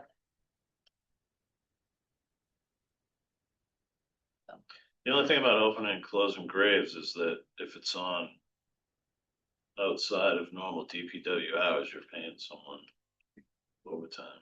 Yeah, but for an infant, For what? an infant, Oh, for an infant, yeah. I thought you meant the whole. No. Just asked that you. no. Just, Just the. there's something so awful about burying infants that, Even. Yeah, no, I Mm-hmm. Fair enough. I hope that's one of those line items, there's nothing there. I, Right, right, exactly. Yeah, we will, we'll work on getting these more consistent. As I said, the inconsistency across the board in each of these departments was, yeah, and it Significant, may so- need to go into landscape. Yeah.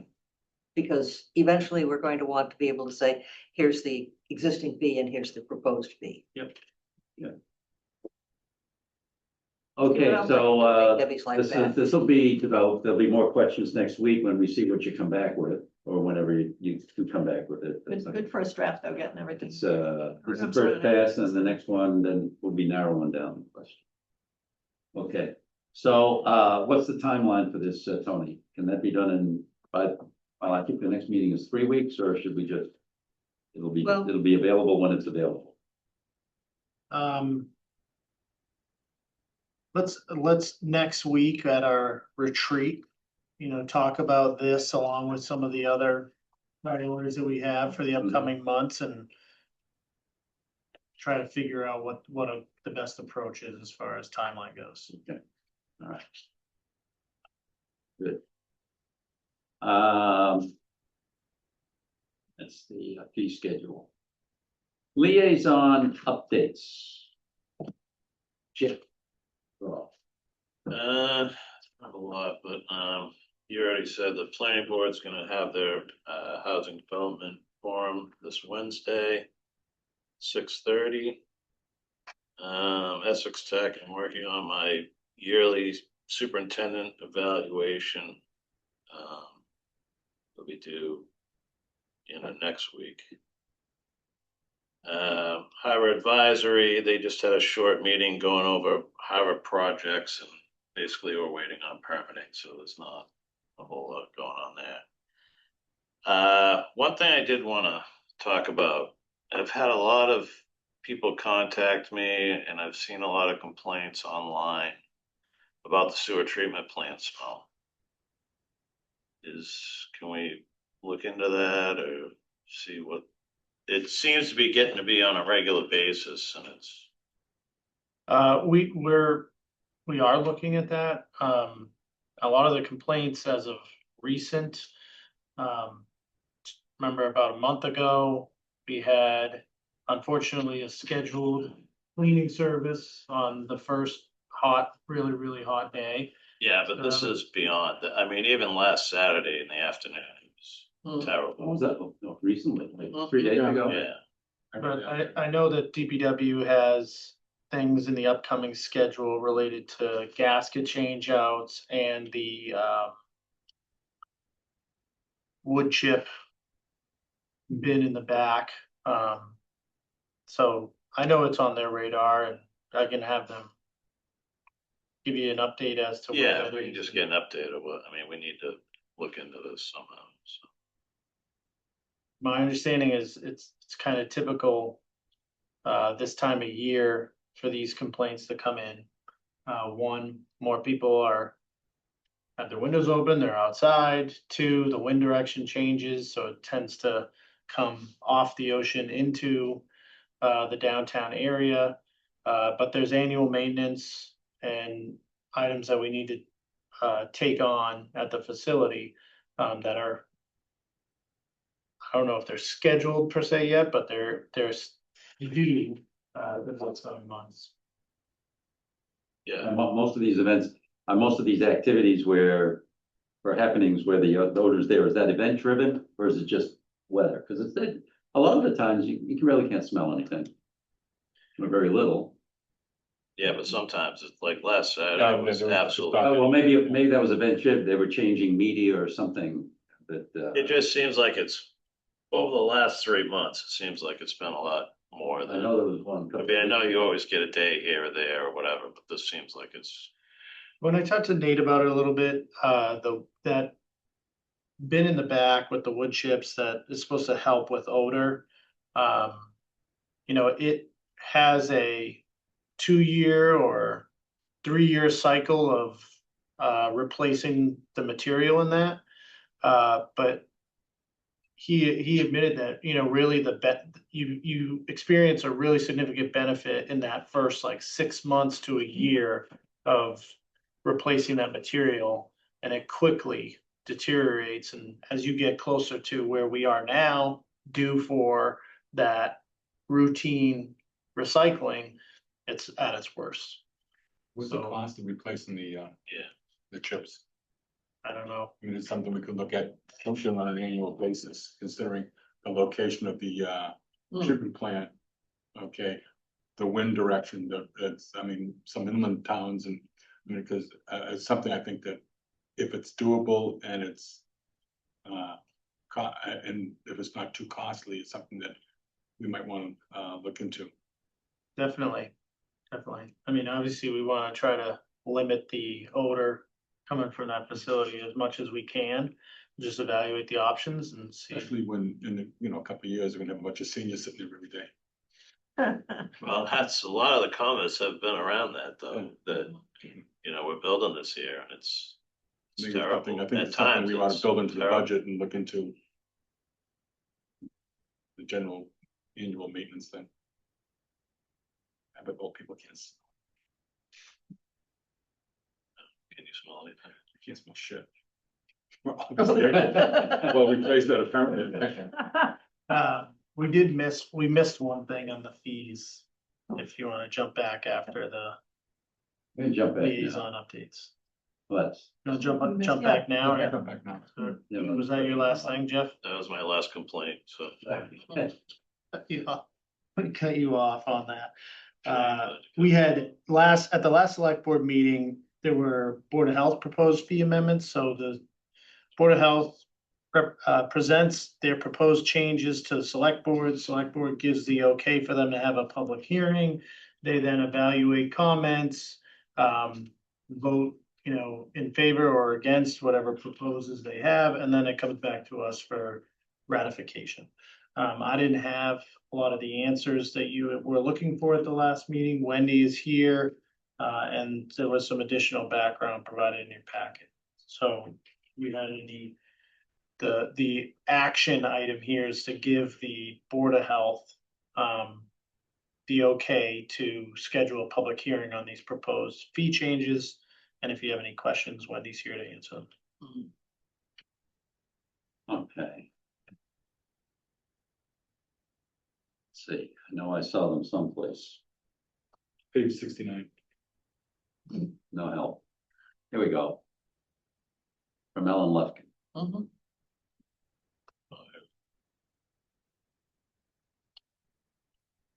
That's all septic related, okay, yeah, I remember. Food license. Yeah.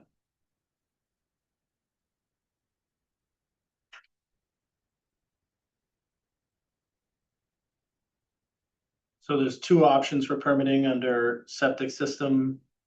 Currently, there's a full system permit for $460.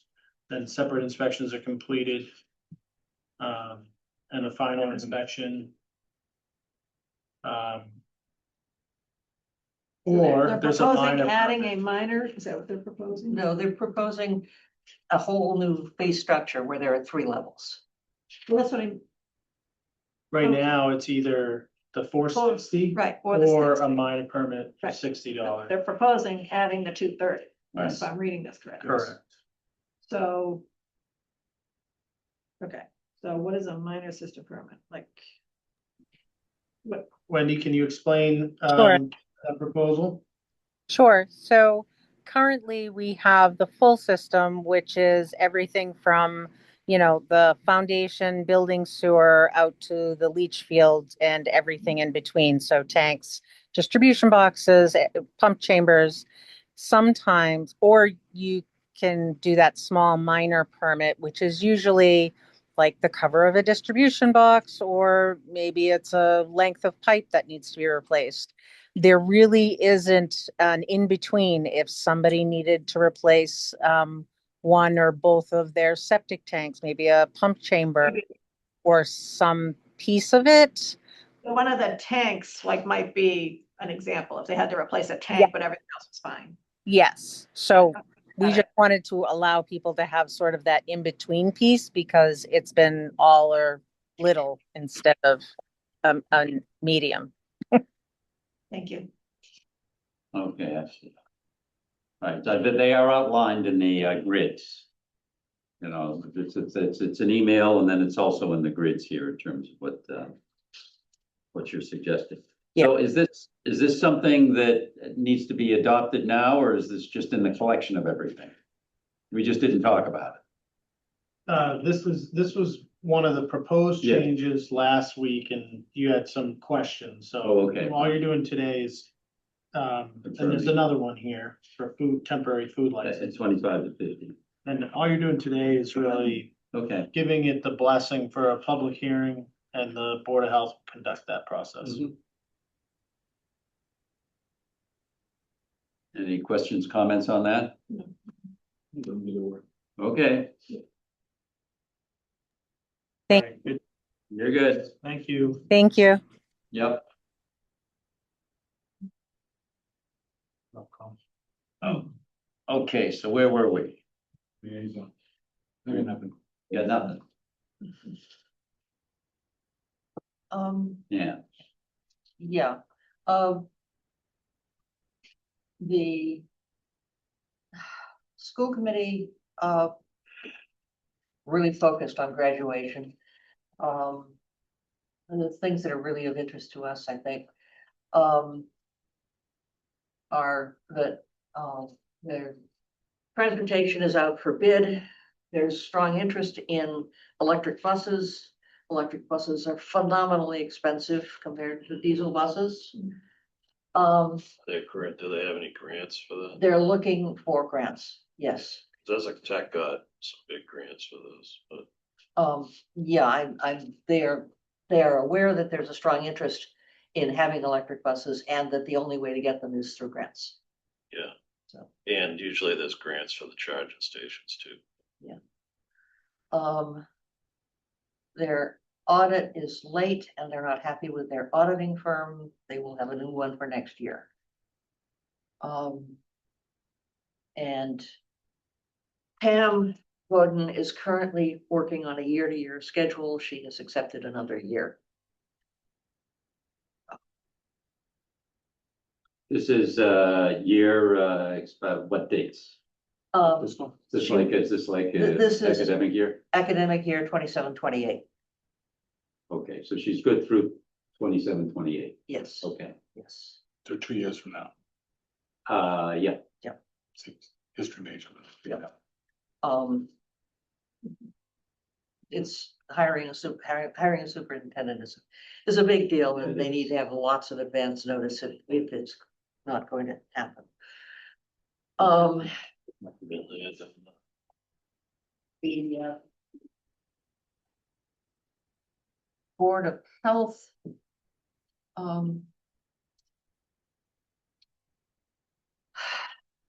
They're working with Gloucester on a program in the first year, which is ending July 1st, was intended to make the boards more efficient, and decided that the thing that they would do is to digitize their inventory of permits.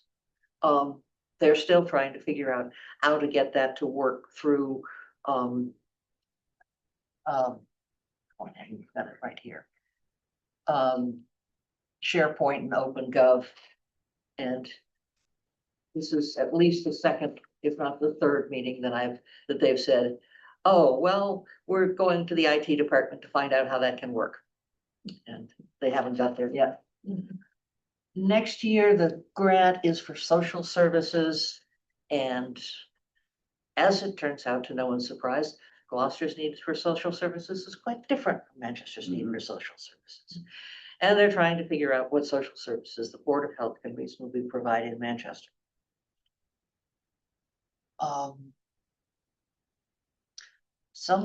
One piece of information I was not aware of is that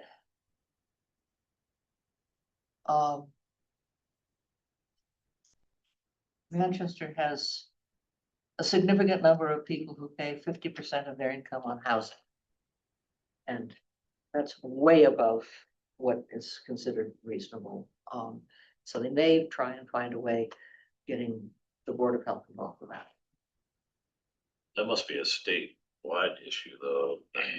It is a statewide, but it's one of the areas where Manchester is unusually high, given the overall demographics of the town. Aging population, but also skyrocketing rents and. Yeah, skyrocketing rents and people on fixed incomes. They're watching the situation, which is what discussed involving Wolf Trap Brook. Wolf Trap Brook leads into the marsh with a culvert that's just, and Black Beach is tested weekly and comes up clean. So if the Board of Health doesn't necessarily see it as the possibility that Wolf Trap Brook is polluted is a major crisis. They are getting bids for testing the water at various spots. That came up during our, Yes, it came up during the Ocean Street Walk, and there are people who are convinced that area is a running sewer. And there isn't, I haven't seen the evidence that they present. This Board of Health has evidence that the other people don't trust. In fact, neither group tests it yet.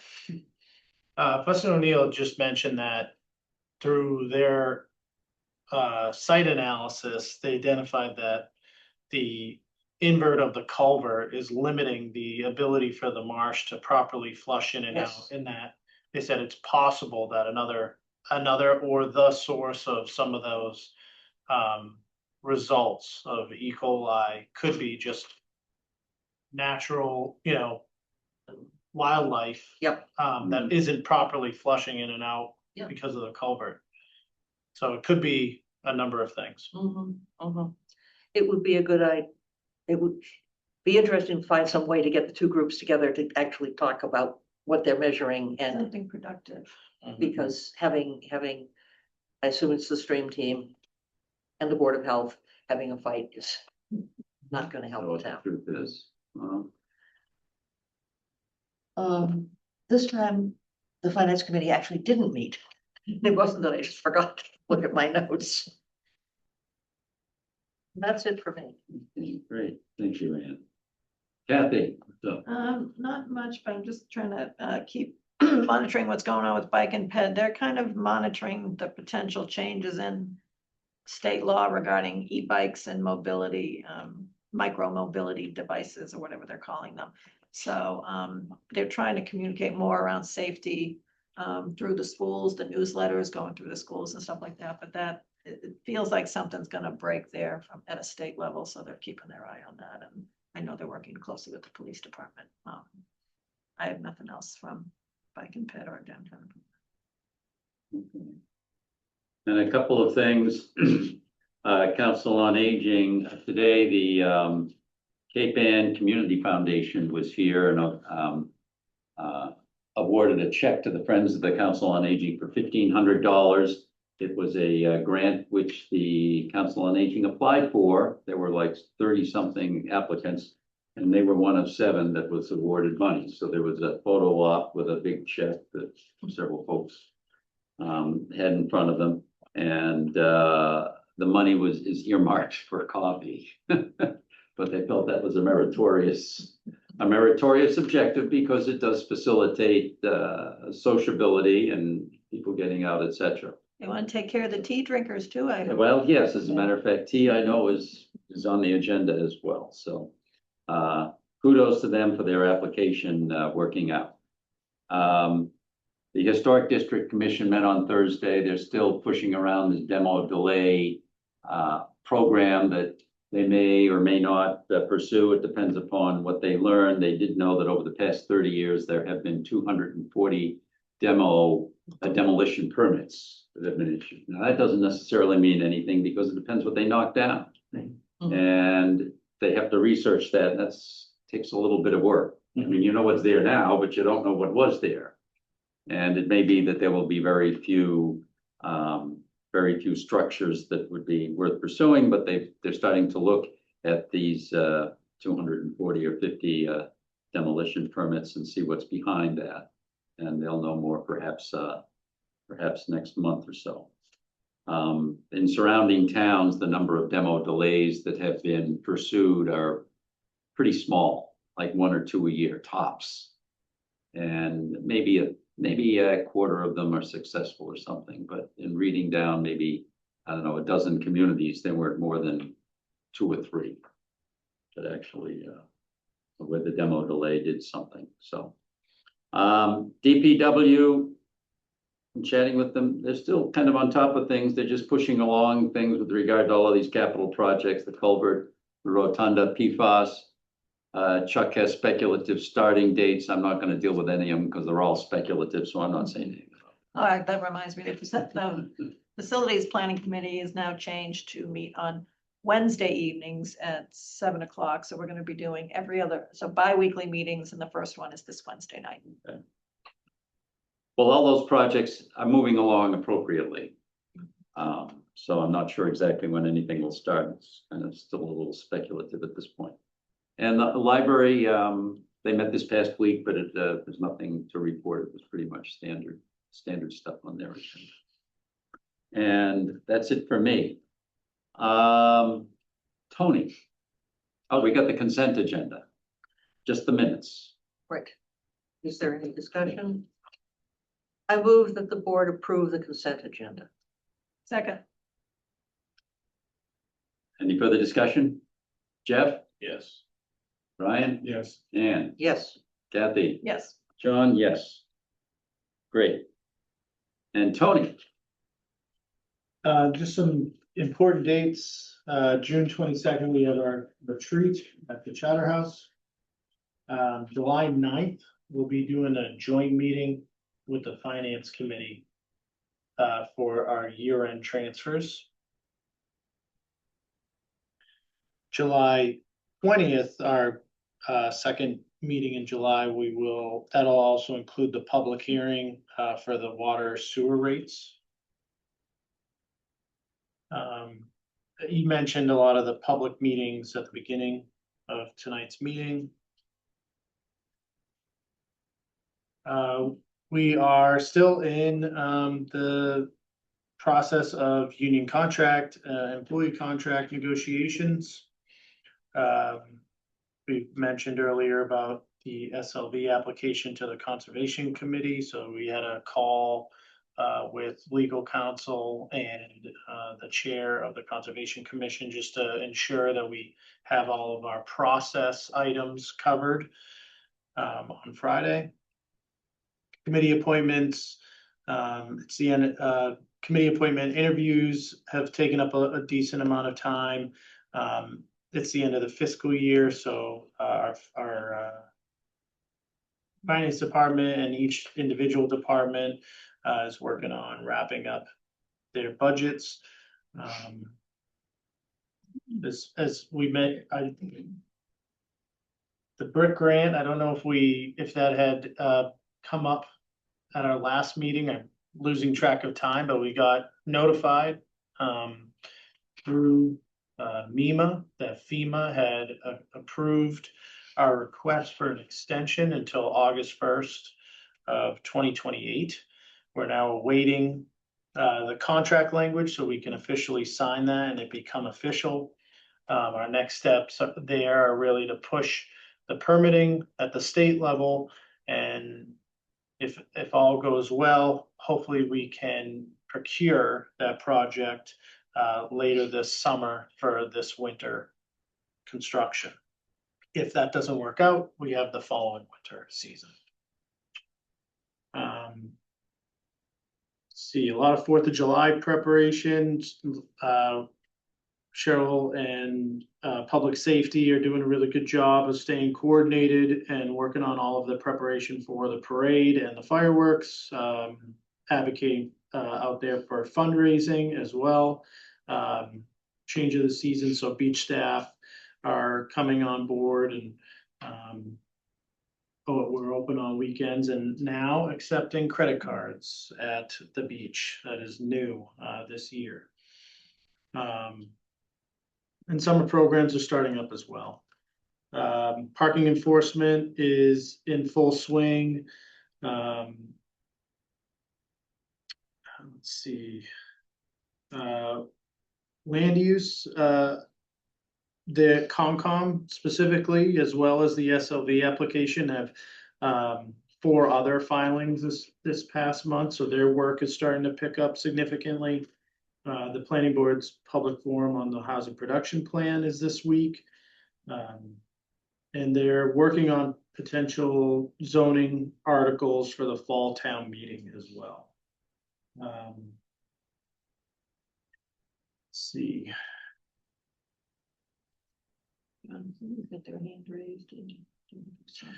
Sarah, Sarah missed the non-agenda item opening comment, so I told her you would call on her at the end. Okay.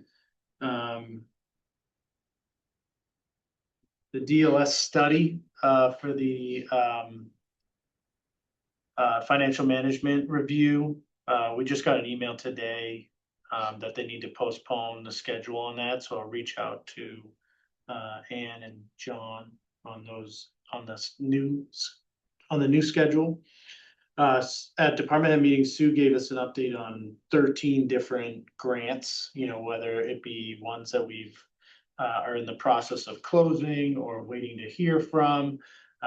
But we did announce that we received a shared streets grant for $684,000 for School Street and connection to or toward Atwater Ave. We had a call with Senator Markey's office today to get an update on the senior center funding requests. And happy to say that we advanced to the appropriations committee. So there was a lot of applications that didn't kind of meet the criteria, and we did. They hope to give us formal notice of that this week, and then over the coming weeks, by end of July, we should hear if the appropriations committee has any questions related to the project that we applied for and meeting the criteria. But it's a good first step. And they also mentioned that they received a lot of support letters from our municipality. I'm very appreciative of the folks staying involved on that.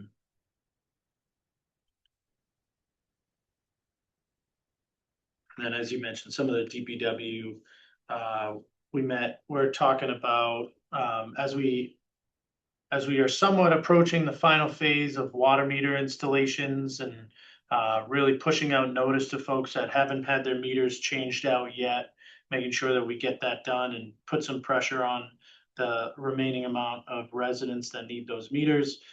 Once that meter project is completed, it's an opportunity for us to look at some of the procedures and policies that we have in place related to water and sewer meters and billing. So that's coming up as well. Do we know how many or what percentage of folks have not engaged to get their meters swapped out? Chuck said there's about 700 meters to go. We Okay. have about 100 on the schedule for this Okay. month. So Is he looking at a tried and true technique for that? Charge them more to be on the old meter.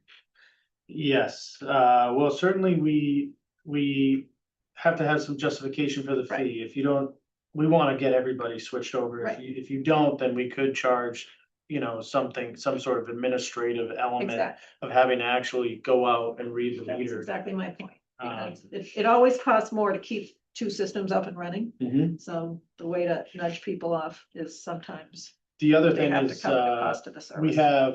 we have a contract right now Yep. for the installation of the new meters. And so for those who come later, we could be charged more Right, to bring that contractor in. exactly. So we're trying to progressively add pressure to get all Good. meters installed. So that's what, they're what, like 3,000 meters, 2,800?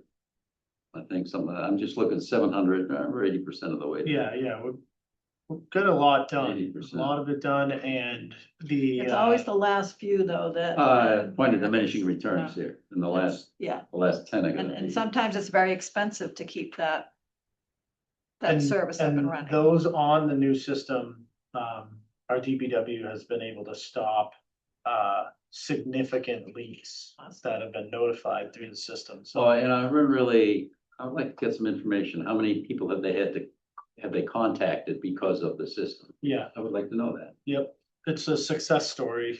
Chuck has plenty of examples there. Okay. We also talked about trash. We finally got a contract from Republic that we're reviewing. There's some elements there that we're going back to them to see if we can get some adjustments there. We have some other contractors that have reached out very late, but interested all of a sudden. I was gonna say, are we bidding this? I mean. We're not bidding it. We're Okay. not required to bid it. Yeah, more than one. But we've had some neighboring towns that have bid it out and new companies kind of entering the region. Yep. Now they're interested in maybe Mhm. adding us to their schedule, so. Trying to figure out, what our options are as far as, are we signing a 5-year contract right now with Republic? Are we signing a shorter term we feel good about the upcoming year contract and our budget. Mhm. It's the out years that are concerning because it includes a 5% increase per year, which is significant in the further out years. Did you find out about their sympathy strike clause? I did. We finally got a copy of that language from their agreement that they signed with their labor union. And it does not include a sympathy clause for union strikes Elsewhere. elsewhere. Okay. And then, as you mentioned, we could be looking at procurement process for Tappan, Atwater Ave, and Central Street Culvert over the coming months here, so. There you go. Thank you. A lot of construction going on there. Mhm. Planning for it anyway. So Sarah has been very patient. Thank you. I don't think your audio and meeting for the remote people started till after the public comment. I was on at about 6:25 and didn't. But anyway, I've learned a lot tonight, so I'm glad to and I was at another meeting, so it gave me a time to get home. I just wanted to make a comment about the brick sidewalk in front of Copper Shed that was installed by, I believe, a representative of the owner on Thursday and Friday. My comments tonight are not a comment one way or another about bricks as sidewalk material, but instead, my concern is about process, and in particular that the fact that that happened in the way that I think it did, I've talked to a couple of people, undermines a number of boards in town and efforts in town. And the first is the planning board, as you know, has a grant to look at streetscapes. We've said in numerous public meetings that we're going to ask input on the various street material, sidewalk material. I know some people are in favor of bricks, some people are in favor of other materials. The point being, we've said we're going to ask for public input. The second thing is the Downtown Improvement Committee has met for more than, I think, 20 years and has a sidewalk standard. And we've promised them that we're going to look in public and think through all of the pros and cons of various sidewalk materials. And thirdly, the garden space that is there was planted actually when Linda Crosby owned the building at the request of the town with town money, and was planted by Teresa Ramirez alone as a representative of the Manchester Garden Club with a whole host of perennials and native plants. And it has now been taken out, and I drove by, but I did not get out of my car. But it certainly has been replanted with a single species that appears to be an invasive plant called English ivy. The concern I have is for precedent and for process and for really discouraging a whole bunch of volunteers who are working on these issues in public, and that a property owner or actually can do something in front of their own property, or any of us could just go down and dig up a sidewalk and put in whatever we want. I think is not something that we should encourage. So thanks for listening tonight, and I hope you'll think a little bit about that. And I know Tony has, and I talked to John, and it's a complicated set of relationships, but really think carefully about the way it proceeded, how it undermines volunteers. Thank you very much for taking my comments tonight.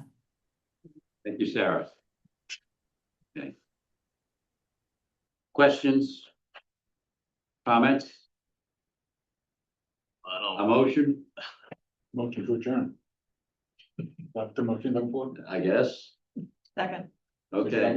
We can't deliberate on that. Right, no. I don't know what the story is there. Okay, something. All right, motion to adjourn second, all in favor? Aye. Okay.